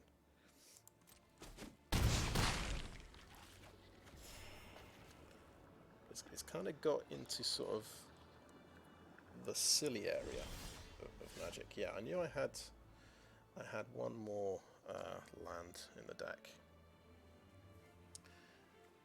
Yeah. Isn't it a shame we can't give him trample? Oh well. Let's give the Heron some support. The Bloodsworn Knight is simply going to get blocked by a 1/1, so therefore we only swing in with these two.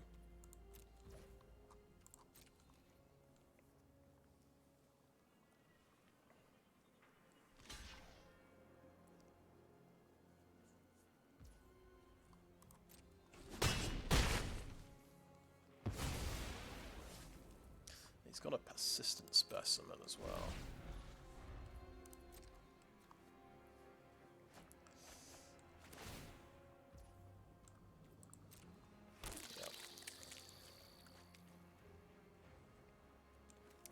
I did notice there are a few good cards he milled off the top, which is what always happens to me. He's got, for this one got milled, I think. Yeah, obviously it did. Enchantment. I didn't blow it up. That would be absolutely insane. That would have finished the game very quickly.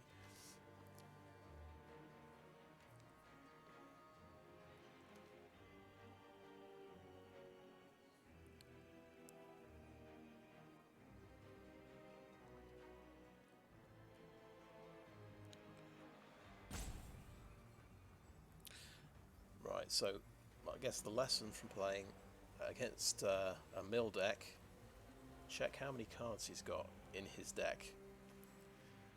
That will tell you if it's a mill deck or not.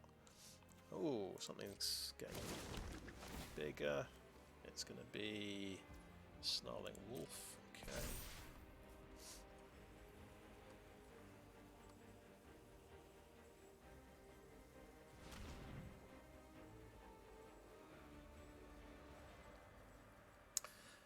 And I suppose the other thing about this experience, it's evidence that maybe Heronblast Geist ought to go back in the deck.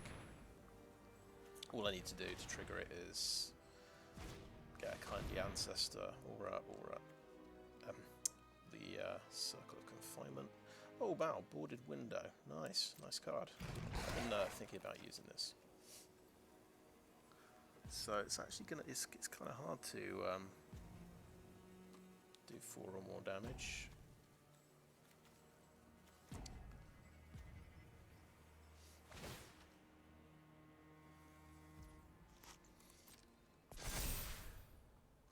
Okay, pass to attackers.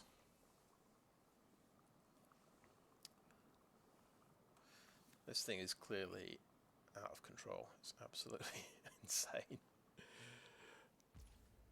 But yeah, in a stalemate, it's absurd, I suppose. Right. Okay, my turn. There we go. There's the direct damage guy.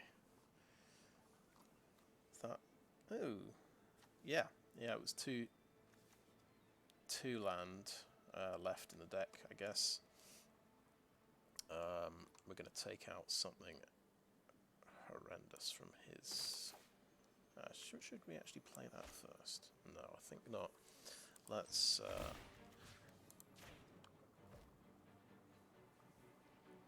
do that. So that turn we made a big attack. We got a bit carried away. What we didn't consider is he just swings in with a couple of things with tokens, and they both get lifelink. So we had to hold back our big creature to block. But probably doesn't make a difference to the outcome this time. And they're back blocking, so all I can do is swing with Heron of Hope.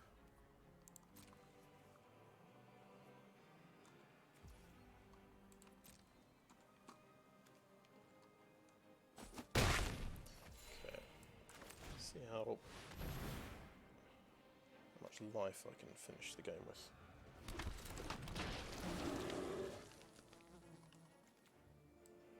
Oh, Persistent Specimen. Yes. That is the card we destroy.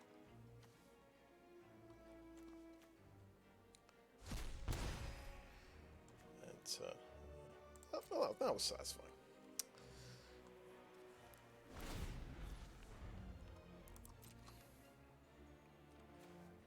Now this is always a choice. Wow, he's got Groom's Finery in there as well. Another boarded window.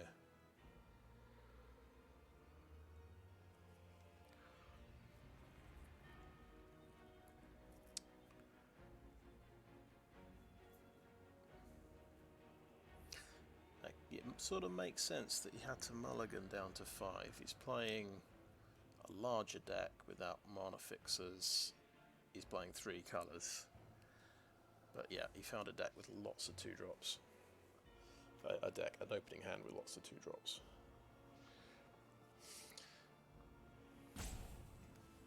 We've got a win next turn, by the way.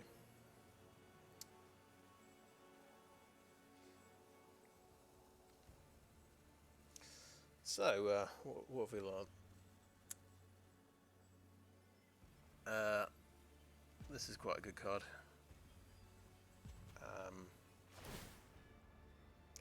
I'll have to go back and look at the game and see if I did waste a removal card on his flyer, or could I have survived with enough life gain. But I think that at that point in the game, it looked like I was going to run out of life points.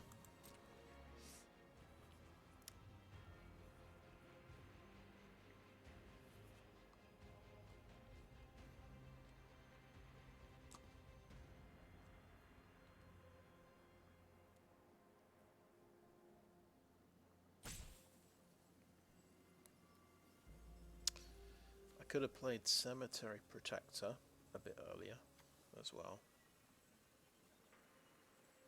I think I was hoping to flash it in to kill one of his 3/3s. Okay, okay. Let's see what you got.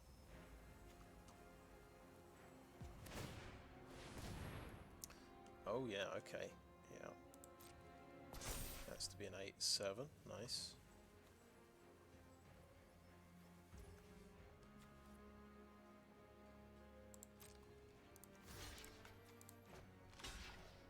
Let's block it.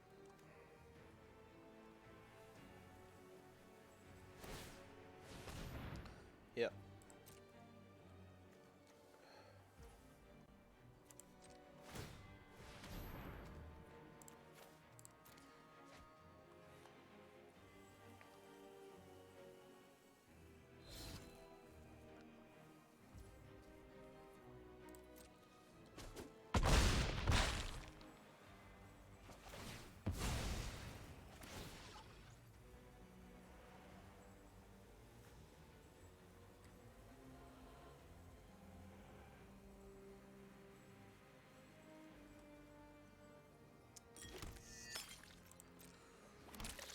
Yep.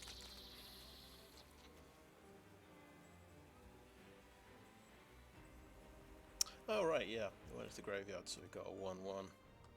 Okay, my turn. My last card. So now just trying to see what's the highest life total I can end the game on. That is the exercise.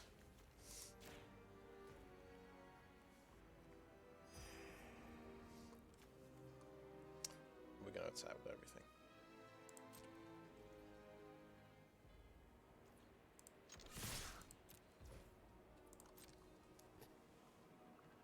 Oh, he's a 0/1, of course.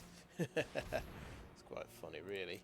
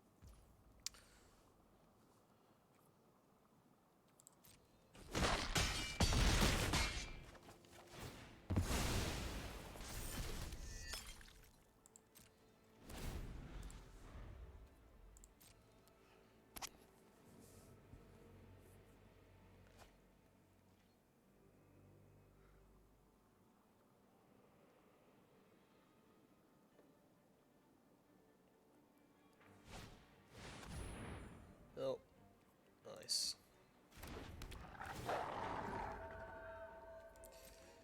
Yeah, kind of liking this this green-white deck. I mean, this one, that's an uncommon. It's absolutely brutal. That's an uncommon. That's pretty nice from a mill deck, I suppose. That's going to come out and cool. This is an uncommon as well. Okay. Yeah, well, we lost on 83 life. He had 27. uh, question is, do we want to do anything drastic after that? Like put the Heron Blessed Geist back in the deck.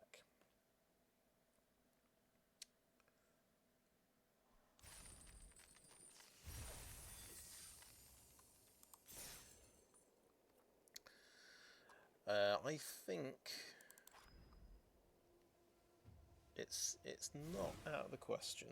We've only got 3 enchantments, but once you've got your enchantment out, it doesn't tend to get blown up that much.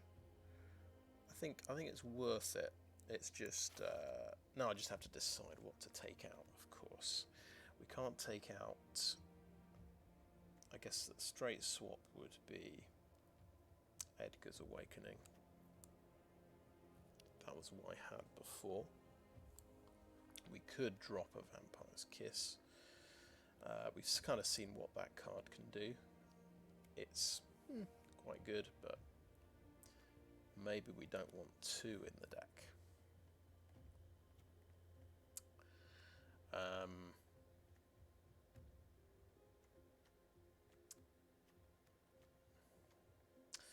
We could even just drop an Ragged Recluse, but then we're kind of sort of running out of creatures, early creatures. That's pretty nice. That's got some evasion. This, of course, is pretty great. Diagraph, Scavenger.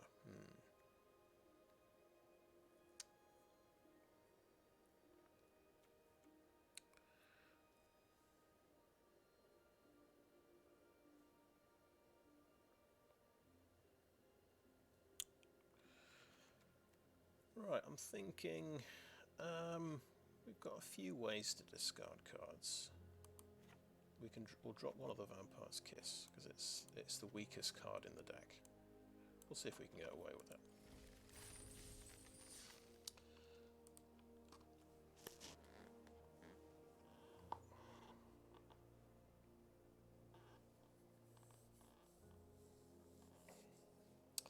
I think it means we're down to 4 cards that either discard or make blood tokens. So it's flipping my witches is a bit harder to do.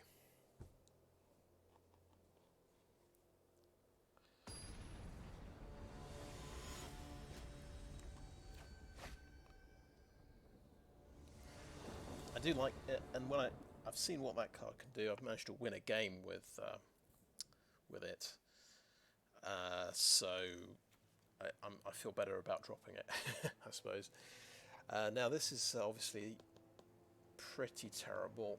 There's one card we can play to try and keep ourselves alive.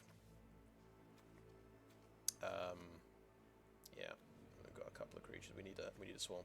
So it's not fantastic by any means. I think we'll keep it though. And we've got 8 swamps in the deck, 33 cards, so sort of a 25% chance each turn to draw a swamp. No, didn't get it.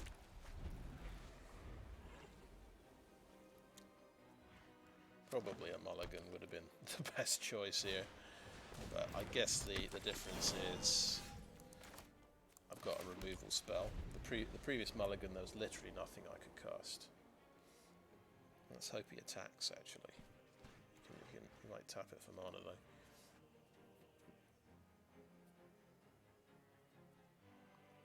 We have drawn 2 more black cards. That's just not ideal.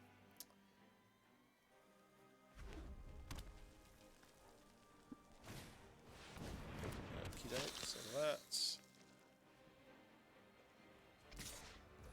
Okay.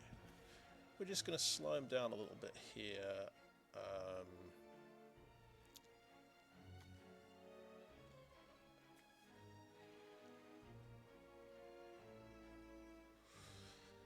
Interesting, that adds a bunch of mana, so that can that ramps him up as well. That will slow down this transformation. I'm going to do this. It seems like an absolutely terrible idea, but there's a swamp. Superb. Right. In with the blood-crazed socialite straight away.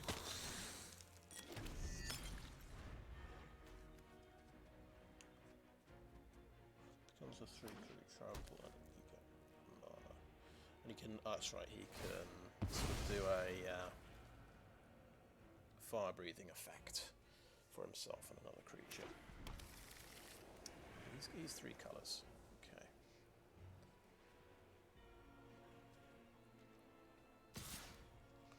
Okay, he's probably got some removal. I'm going to block.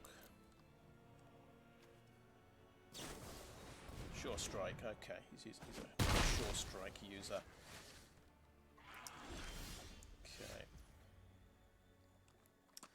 Okay, let's pop the planes out and we will suspiciously do nothing. Yeah, that's fine, yeah.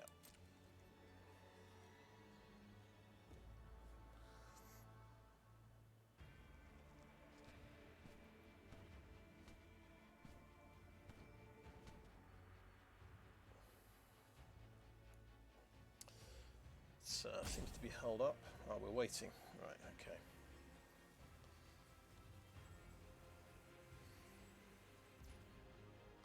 Let's turn that.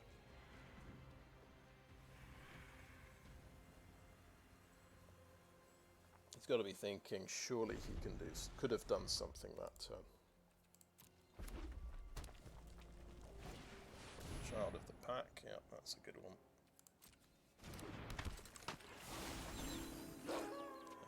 Day. Faster attackers. Okay, so checked. Boom.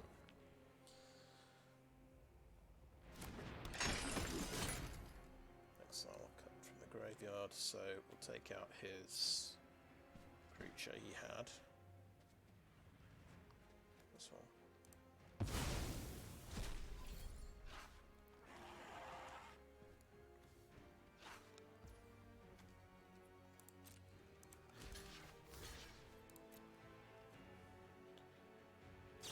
What's he got? Oh, Flame Blast Bolt. Ah, nice.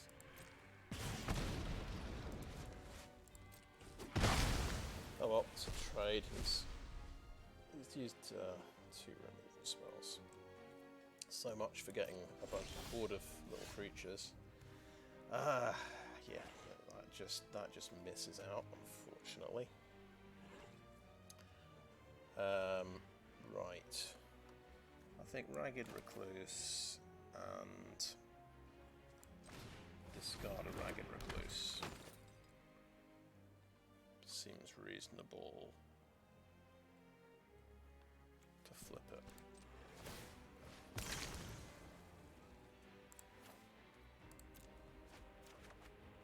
There we go, that's a good card.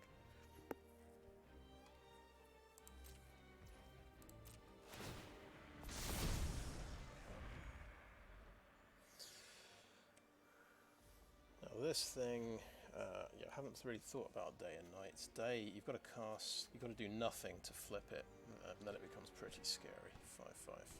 But he wants to make lots of green wolves, I guess. Connect. Oh my goodness. Okay, right. Well, that's terrifying. No blocks.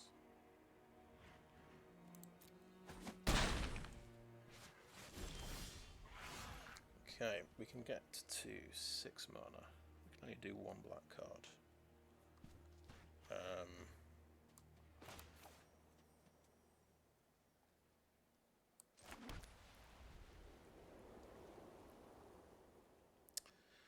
think, yeah, it's Markov Purifier, it's attack with Odious Witch. So, well, let's attack with Odious Witch first.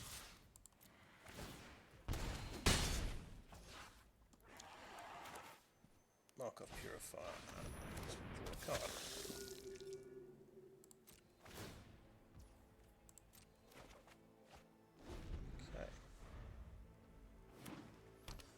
try and race him, but he can make lots of creatures,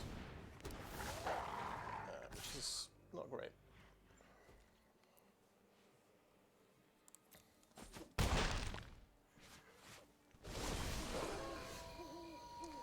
Okay, there's a Heron of Hope. Oh right, he's managed to do it. He's flipped that, which is nice. Okay, I think we don't want to trade off our Odious Witch. We'll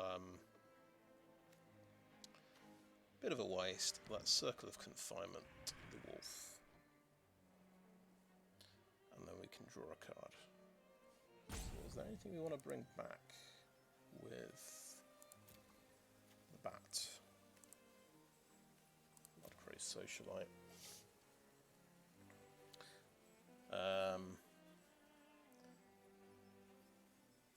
Can actually gain even more life with this and have more damage for next turn. Okay, let's do that. Circle of Confinement. Wow. Now, do we draw a card or do we play another creature? I think we're in a race situation. We also want to draw our removal. We know there's there are 2 more removal cards in the deck. That's a flyer. So we're not gonna draw the card. We're gonna get the flyer out for racing purposes. Oh, that's right. That's a good point. I wasn't even thinking about what I was doing there. What did I do? I did 2 cards, so I've changed it back to daytime, so I'm going to take a bit less damage. He's got a big creature there, nice.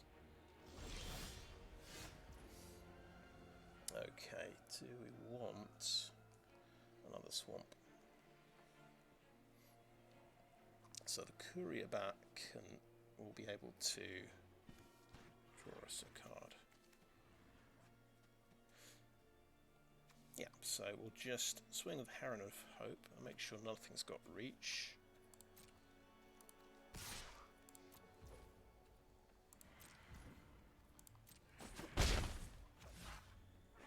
Cool. We're going to play a Courier Bat because I've gained. Oh shit! Guess what I didn't do? I didn't gain any life this turn because I didn't do that. So I'm just going to say oops there. So, but luckily I didn't play out my Courier Bat. Or at least I spotted my mistake. Okay. I think we'll hold on to the Courier Bat. We'll play Kindly Ancestor instead. And end the turn there.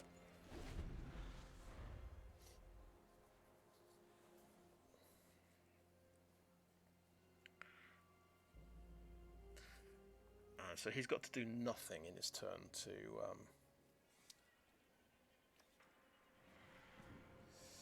switch into nighttime.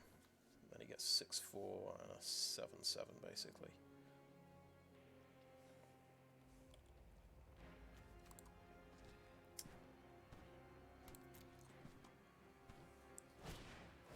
Oh no, he's got this one again. Ugh.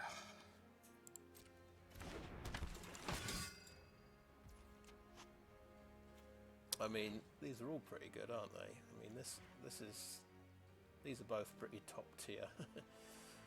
Oh well. So we have.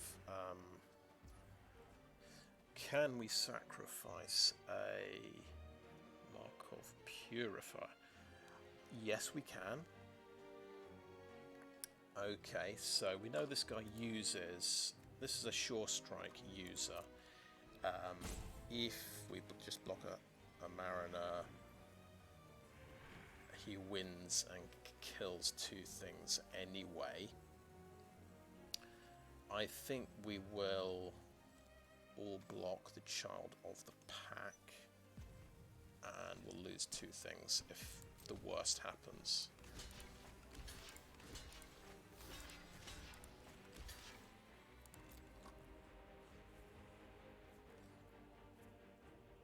But he might also have an abrade. He might have a 3 damage nuke.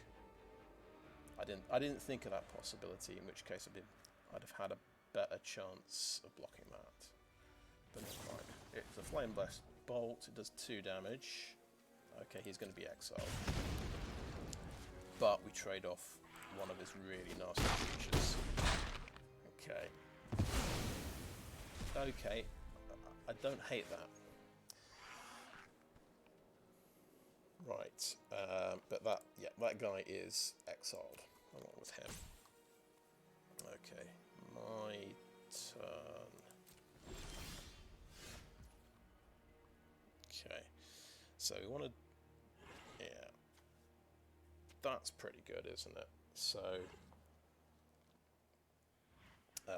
what are the options here? That gains lifelink, and then we play the Geist, or that gains lifelink, we play Courier Bat. So that's 5 mana, and we could take a Ragged Recluse and play it without a way to flip it yet, or we could take a Blood Priest, Socialite, and get another evasion creature. Should be good. Yeah, that would give him something to worry about. This is a good evasion creature straight off the bat, though, isn't it? So we're going to swing with Heron of Pope, and we're going to give him lifelink.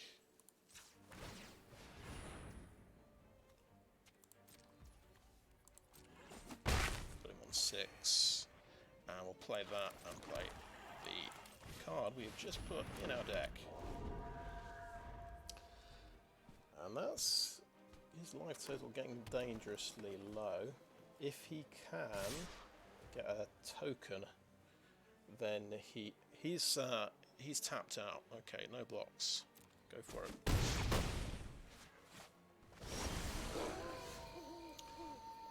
Right, yeah, we did it. Okay, we did it.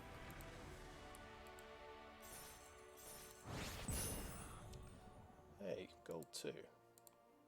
Not bad. Okay, so we're on, I think, 3 wins and 2 losses now. And the Heron Blessed Geist was a good idea, it turns out.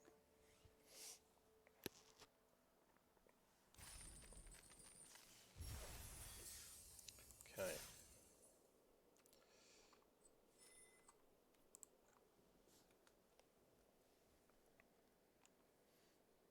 But triple blocking the Child of the Pack was a bit risky, so it turned out he had Flame Blast Bolt to remove my Markov guy from the game. Wasn't as bad as it could have been. But I decided to just gamble, really. It looked like he could just make a 2/2 wolf every turn and just completely overwhelm me, unless I found a removal card, so I thought I should go for it. Call his bluff.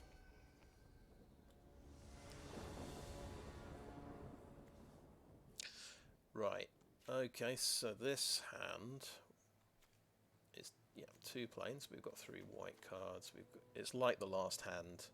We've got white, and we've got 1 removal spell, and a bunch of cards we can't cast. So I think we'll keep it. And this one we probably can't use early. If we get 1 land, at least we've got a nice lifelinker to play. That's not the card we wanted to see. That's that other double black card. Oh, alright, here we go, here we go. We've got a swamp. We can play the Recluse. So it's blue-white, so we know. What do we know about blue-white? They have spirits. And there's a spirit for you. Boom. 2/3. Can only block flying creatures. That's already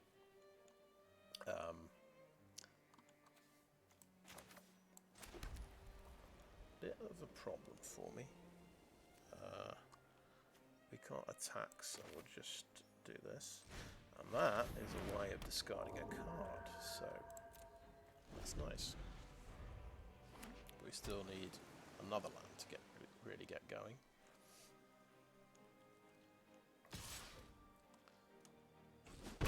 Yep. Now, I'll see what he does. To Skulker, it's a 3/3. Okay. Oh, perfect. We get a swamp. Can't be blocked as long as it's attacking alone. That's a nice evasion creature. Now, what do? We could put out a blocker, or we could put out a way of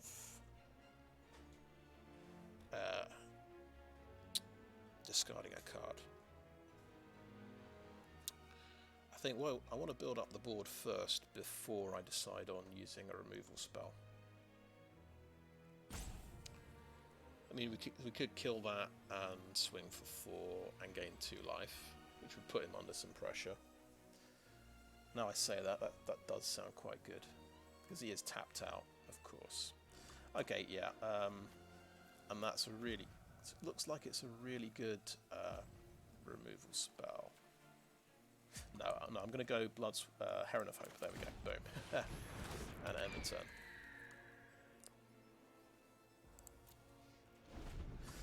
So, yeah, I was just thinking, if we do kill him, he just puts the aura on his spirit.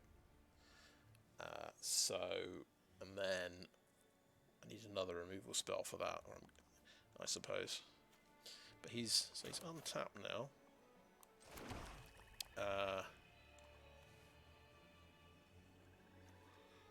You could see what happens when we attack with a Heron.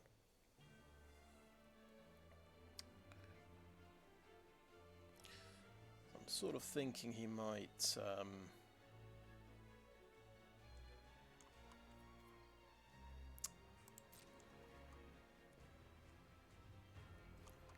yeah, I think we'll attack with a Heron.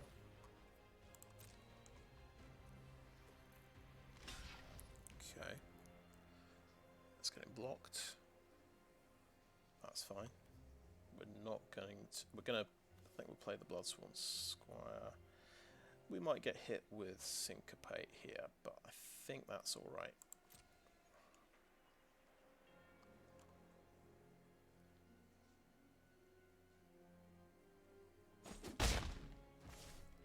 Okay, and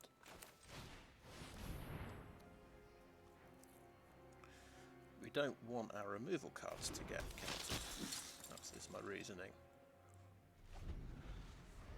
We've actually got a discard target. We've got Edgar's Awakening to bring a creature back if we lose a creature.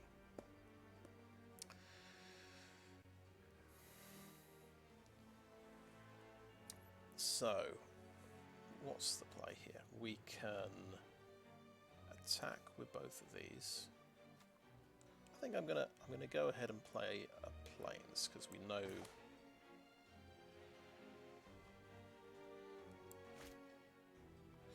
No, let's keep the Plains to discard if we need to.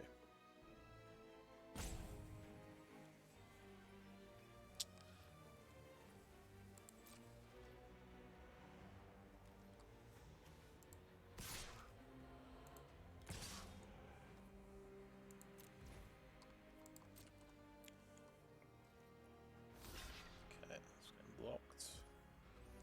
He's getting through unblocked, okay. I'm thinking we do lifelink on you.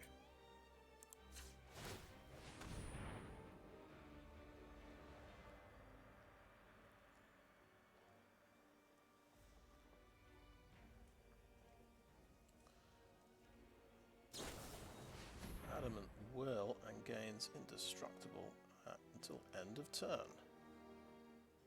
Ooh, interesting. If we do that before it gets indestructible, do we win? Or does he go have Syncopate? Okay, nice.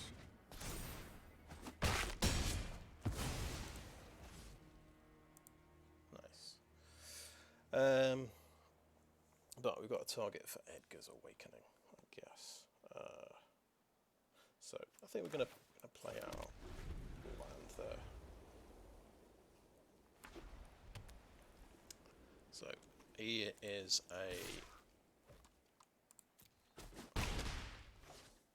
definitely a player of combat tricks.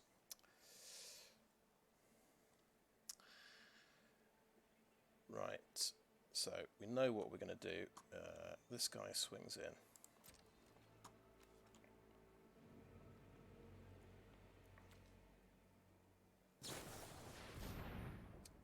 Okay, he is going to get tapped. That is unfortunate. Do we want to discard a card anyway? Yeah, we do. We're going to discard a card anyway. We're not going to be able to play the Heron this turn though, which is a shame. Okay. Choose my attackers. No attacks. And end the turn. Nice. We got the transformation off. Oh right, exile. Oh, exiling. Gonna get exiling. Nice. Managed to get my creature out of the graveyard just the right time. That's something.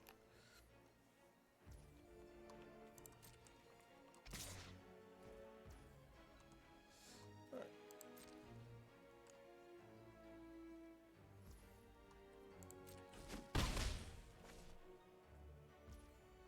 Okay, over to my turn. What have we got? Okay. So I think it's a case of attacking with the Odious Witch.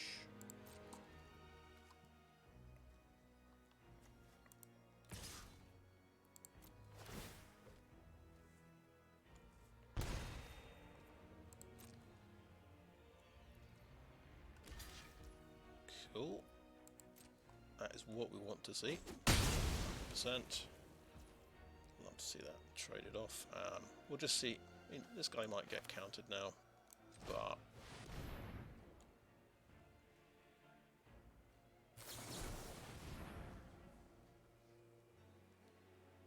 yeah, need to pay 3 more. So he does have counter spells.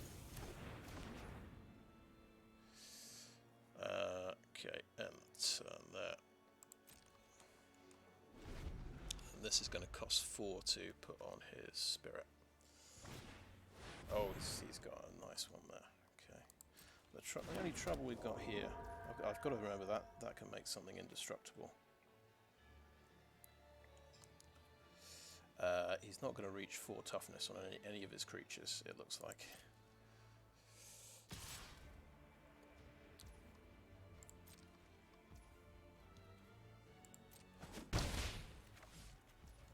Okay, my turn.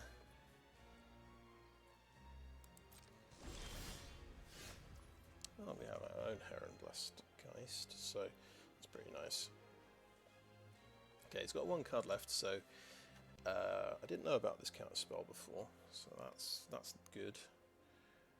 He can cast it because he has spirits in his deck. We don't have enough mana to play around it, unless we. Oh well. So I think, yeah, we'll swing in with the Squire, see what happens.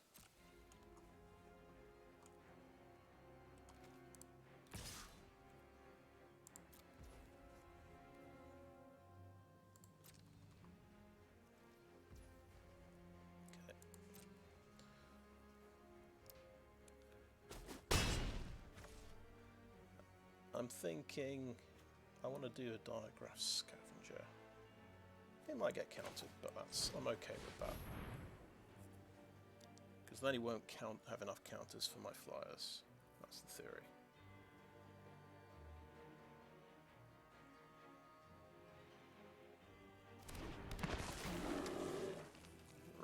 Right, let's get that one out of there.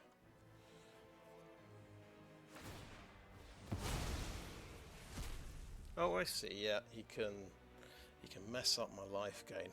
Haha. Nice one. Okay, sure. That's fine. Yeah. And end the turn there.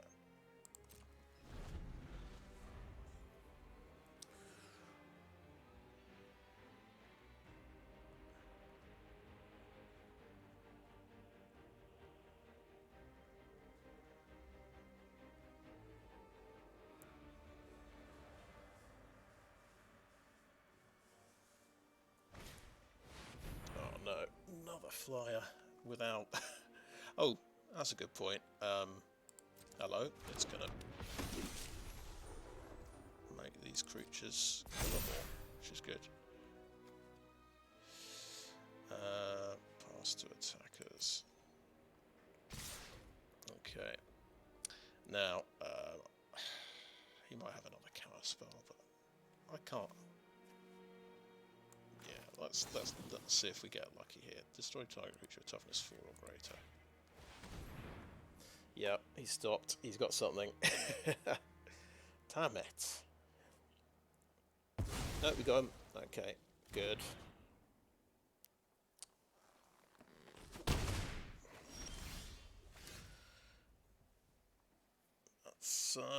That's all right.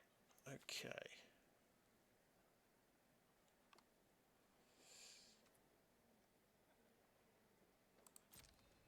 So it's just a series of 3/3 and 2/3 flyers in his deck. Two attackers. Let's go.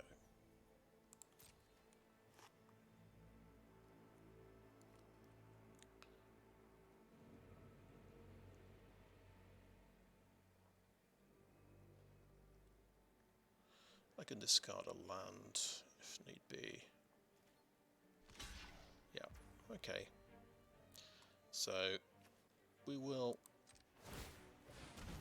discard a land, and so you will move.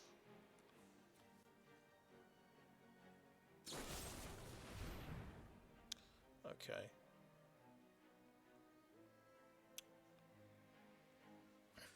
He had a fierce retribution. So then we lose one of the cards in our hand.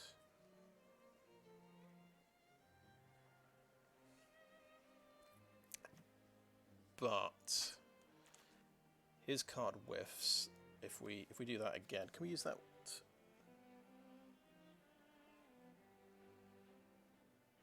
Can we use that again? Yeah, I believe we can. The Heron Blessed Geist is actually pretty good in the graveyard, so we'll go ahead and drop that.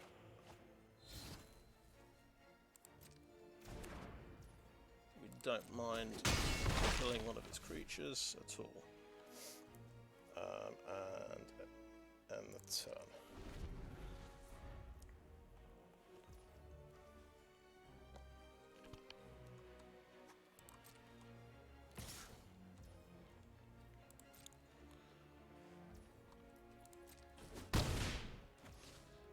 So over to my turn. Okay, Ceremonial Knife. That's going to be 3 to get to basically play. We don't have any things. Okay, we'll see. We'll just see if this gets countered. Let's try it.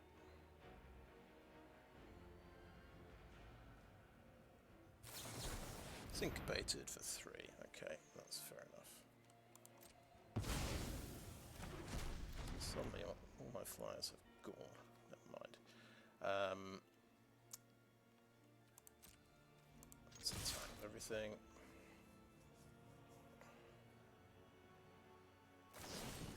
And he does 2 damage to that.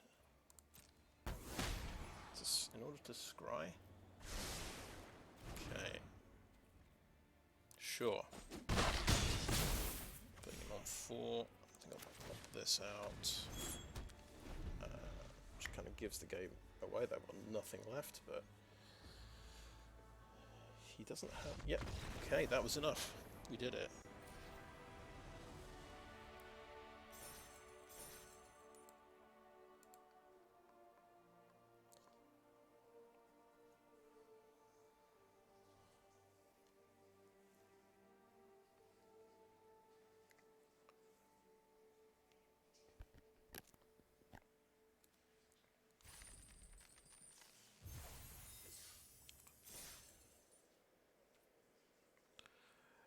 I mean, that was quite painful having to discard the Herrenblessed Geist to beat his removal spell, but it worked.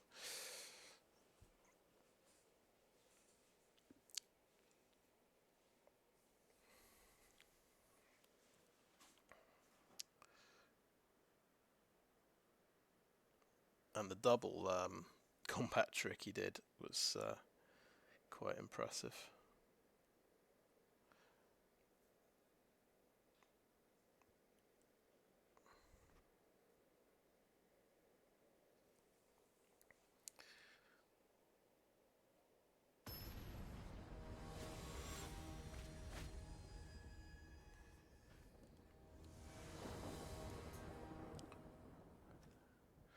Okay, well, this is, apart from the mana curve, this is fantastic, so let's keep this. Might not do anything till turn 4. Oh dear, that's another expensive spell. So we've drawn our top end, our 2 5-cost spells and a couple of 4 costs. Let's see how aggressive this... it's only a black-red deck, how bad can it be? Oh, I've done 2 swamps. Wasn't thinking. Right. Doesn't matter though. Made that Blood Hypnotist, a 3/3 for 3. Well, that's a good rate, isn't it? Can't block. I see. When you sacrifice blood tokens, creature can't block. Once per turn. Okay, nice. So, we're lucky. We drew a 3-drop, and we're going to play that.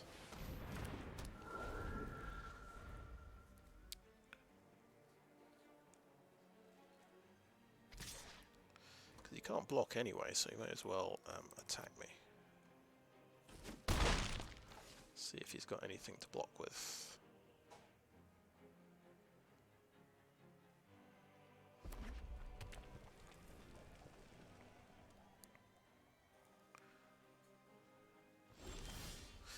Interesting. He does not have anything to block with. Unless it's got flash. In that case, we'll just swing in.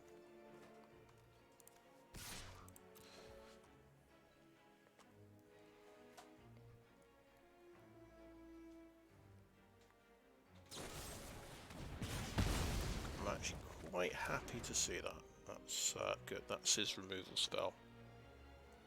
Used on a spirit. Okay, good. Let's play that. Go for the socialite, I think.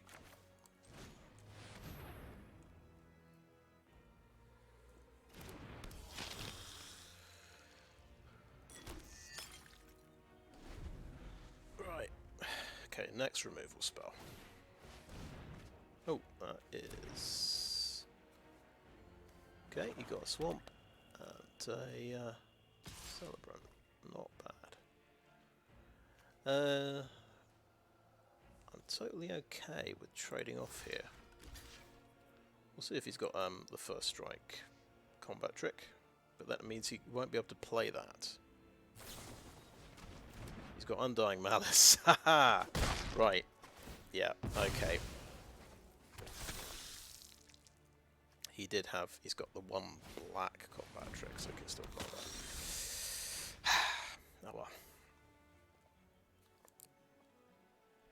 Right. So he's done pretty well so far. I could just tap out and play Edgar's Awakening.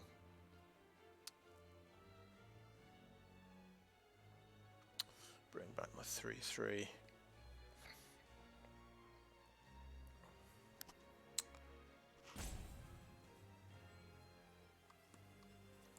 How much much removal could he possibly have? Come on.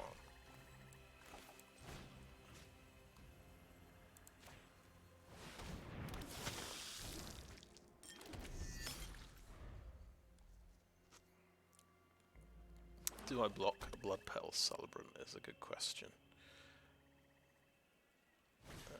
Okay, we're dead.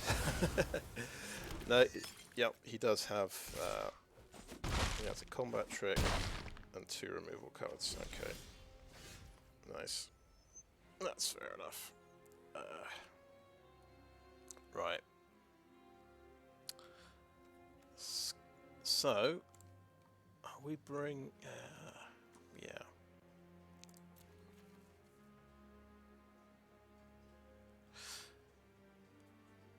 Okay, he can trade off, can't he? We could do Diagraph plus Travelling Minister. We can eat that because I don't think we're bringing it back again, so that's fine. Yeah.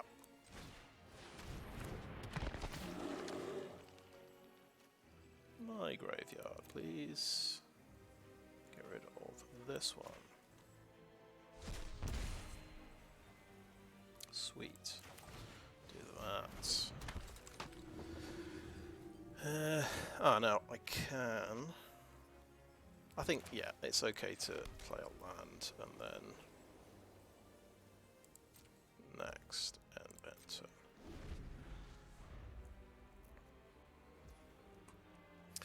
enter. He can do, yeah, exactly. He can make one of these guys unable to block.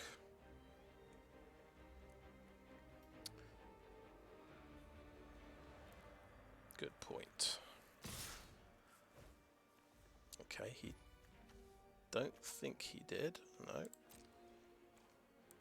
So just try and trade off here. Do we get to kill one of his creatures? Is that ever going to happen? No, he's got Undying Malice again. Nice.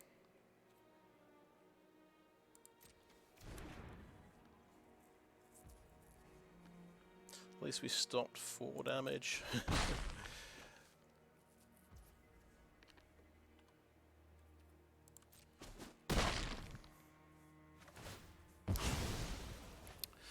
Now, I think it comes back as a 4/4 rather than a 5/5. Yeah, okay. Nice. That's something. Oh no, this is pretty horrendous. Okay, discard that. That card. Oh dear. Yeah. Well, he's tapped out, and I can kill these guys in particular. He seems to love Undying Malice. I guess we could, if we want to risk, yeah, if we want to play a little bit risky, we can play our Plains, Aaron Blessgeist, and have Fierce Retribution up.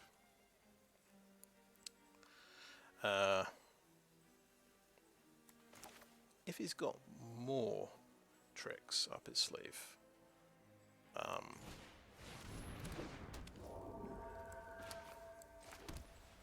I guess he just deserves to win. That puts us on 12 life. We're not going to tap out. That would be very silly. And enter. If he's got this trick once again,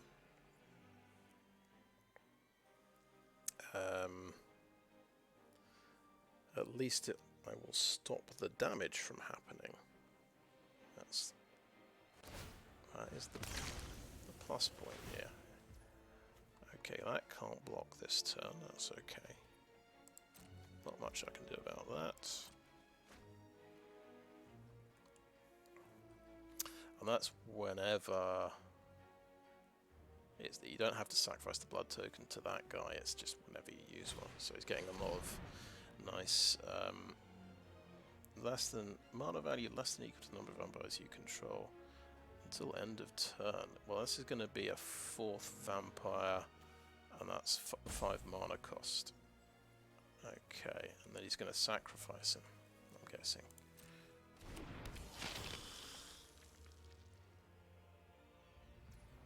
Sure.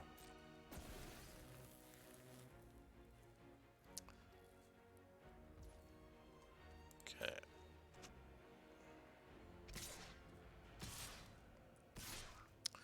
Okay. Trouble is, this guy stops me blocking, which is pretty horrendous.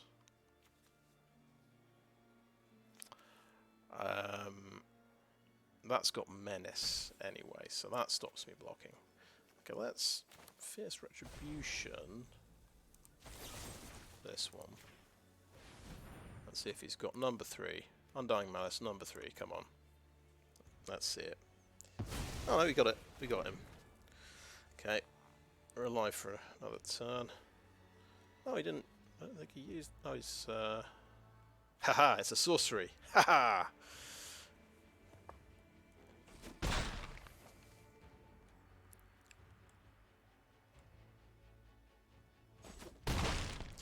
Right, this guy will definitely not be able to block next turn, so. Yeah, at least you gain. Yeah, you gain 1 life off of that, I suppose. That's the card. That's the very card. So glad I didn't kill this one, because I knew I had this in the deck, which could take that guy out.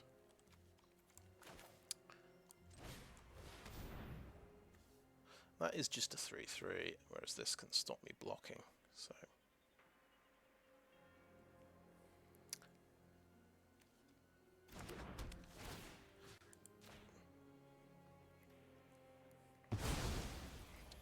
Okay. Are we gonna block anything? I think we're gonna take 5 damage, but we're gonna gain 4.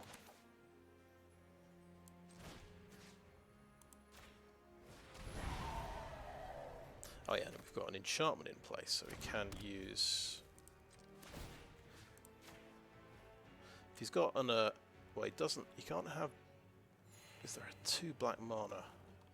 We can't worry about these things. I think this is the only line that works where we can eke out a victory.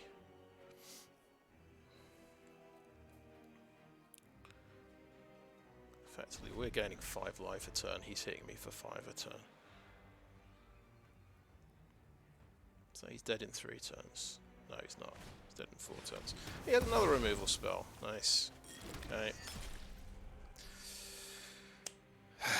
Okay. But he's got so many blood tokens.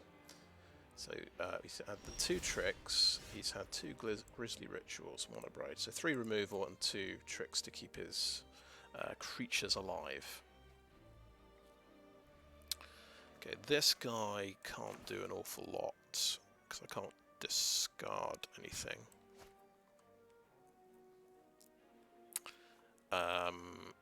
He could, yeah. So it's either that or the Geist. So I don't have 8 mana, but that's fine. This might stop him from attacking, you never know. And we are not going to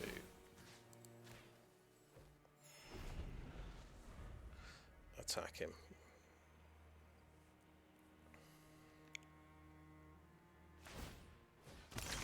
He can just absolutely go through his deck, find the next hammer blow.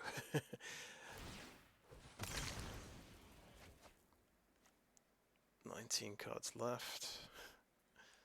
Maybe that's my that's how I win. He actually uses too many blood tokens and runs out of cards.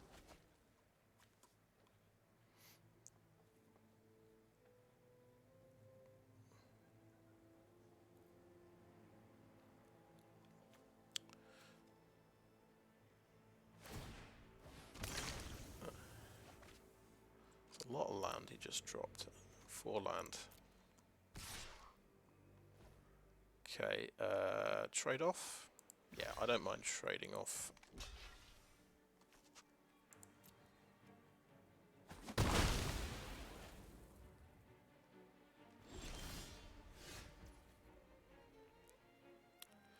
Okay, let's Heron Blast Geist.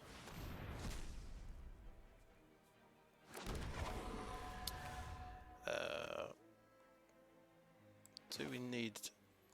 Yeah. Oh, what a ceremonial knife. I'll attach it to the spirit. There we go. I'll just gain a bit of life.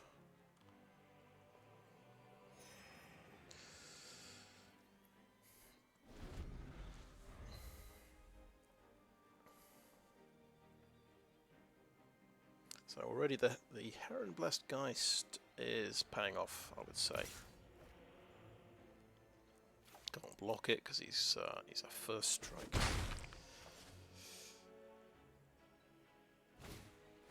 Oh dear. Okay, that's 5 damage coming next turn.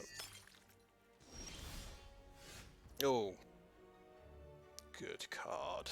Just drawn. Right.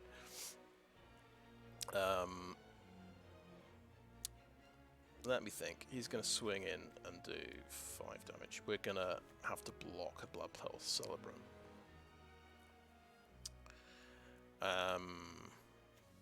That's got Menace. Yeah. Okay. Let's do it.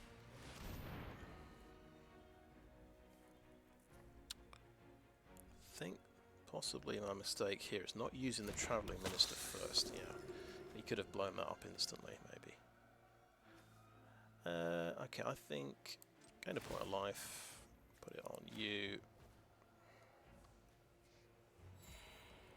And we'll just swing in for 4. I'm playing pretty fast and loose with my life total here. But there just isn't... doesn't seem like there's a lot of... a lot I can do. Right, Markle Purifier. Let's see what we get. And then potentially we can discard it with blood tokens. Okay, we've got a removal card.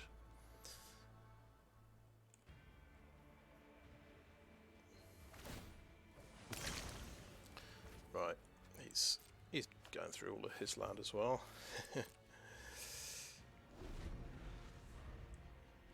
I've been there.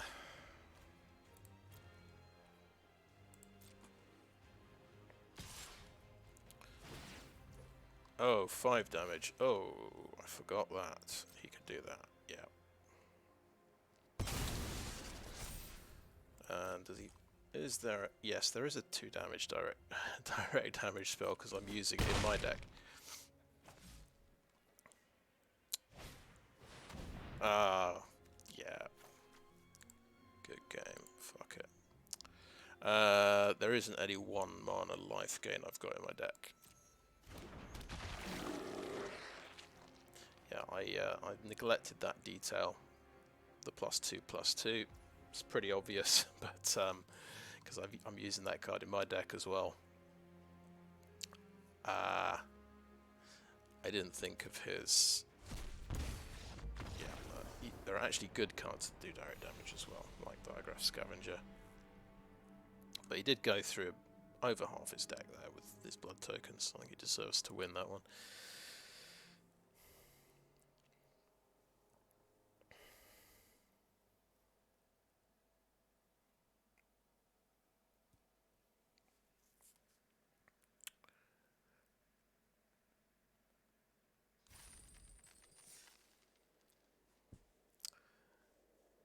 So I could have played super safe and just stayed back and not attacked. And just drawn, you know, cards for a few turns. Maybe that was the way to play it. I think I'd convinced myself that I had life gain and I could keep attacking. But yeah, I just forgot about forgot that the Menace Vampire could get to +5+, could get to 5/5, and then shouldn't have underestimated his direct damage ability, because I'm using the exact same card which does that direct damage. But there you go. I'm very lucky I managed to get 2 boosters, which is nice.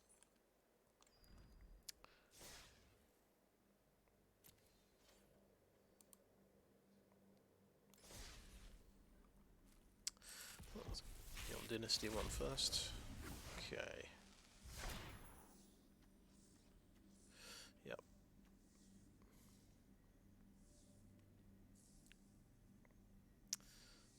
Yep. Pretty nice.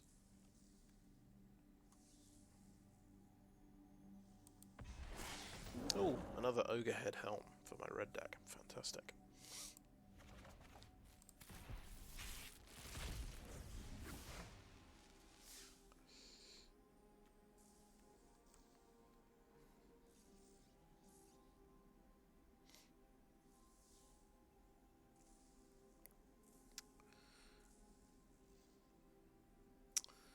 That's the picture on the front of the Crimson Vow quick draft, of course. Yeah.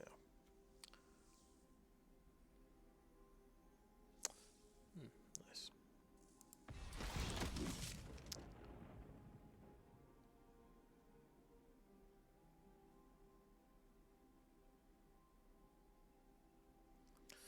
Oh, under their owner's control, so I can't steal your opponent's creatures.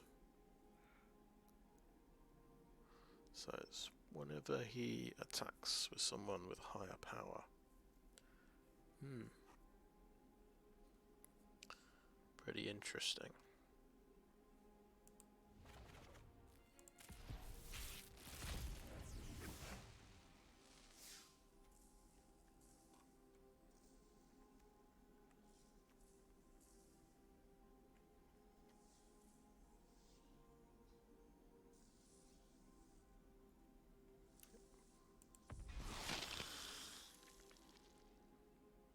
Oh, Olivia's Attendance, yeah. To go with Olivia Crimson Bride. 6/6 Menace.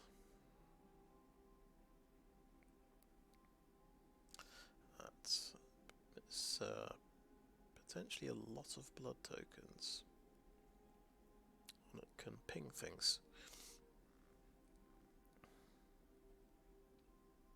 It's pretty nuts if you get that in draft, I think.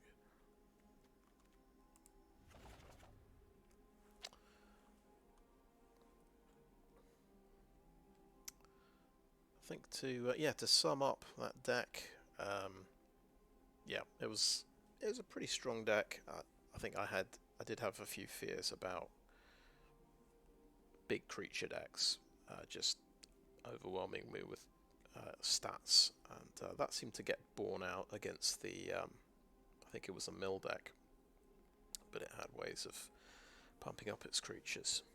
I think with only 4 removal cards, it felt a bit short on removal at times, and just maybe short on damage. I couldn't really finish people off that quickly. I think I had, once I put the Heron Blessed Geist back in, I think I had about 4 evasion creatures in the deck.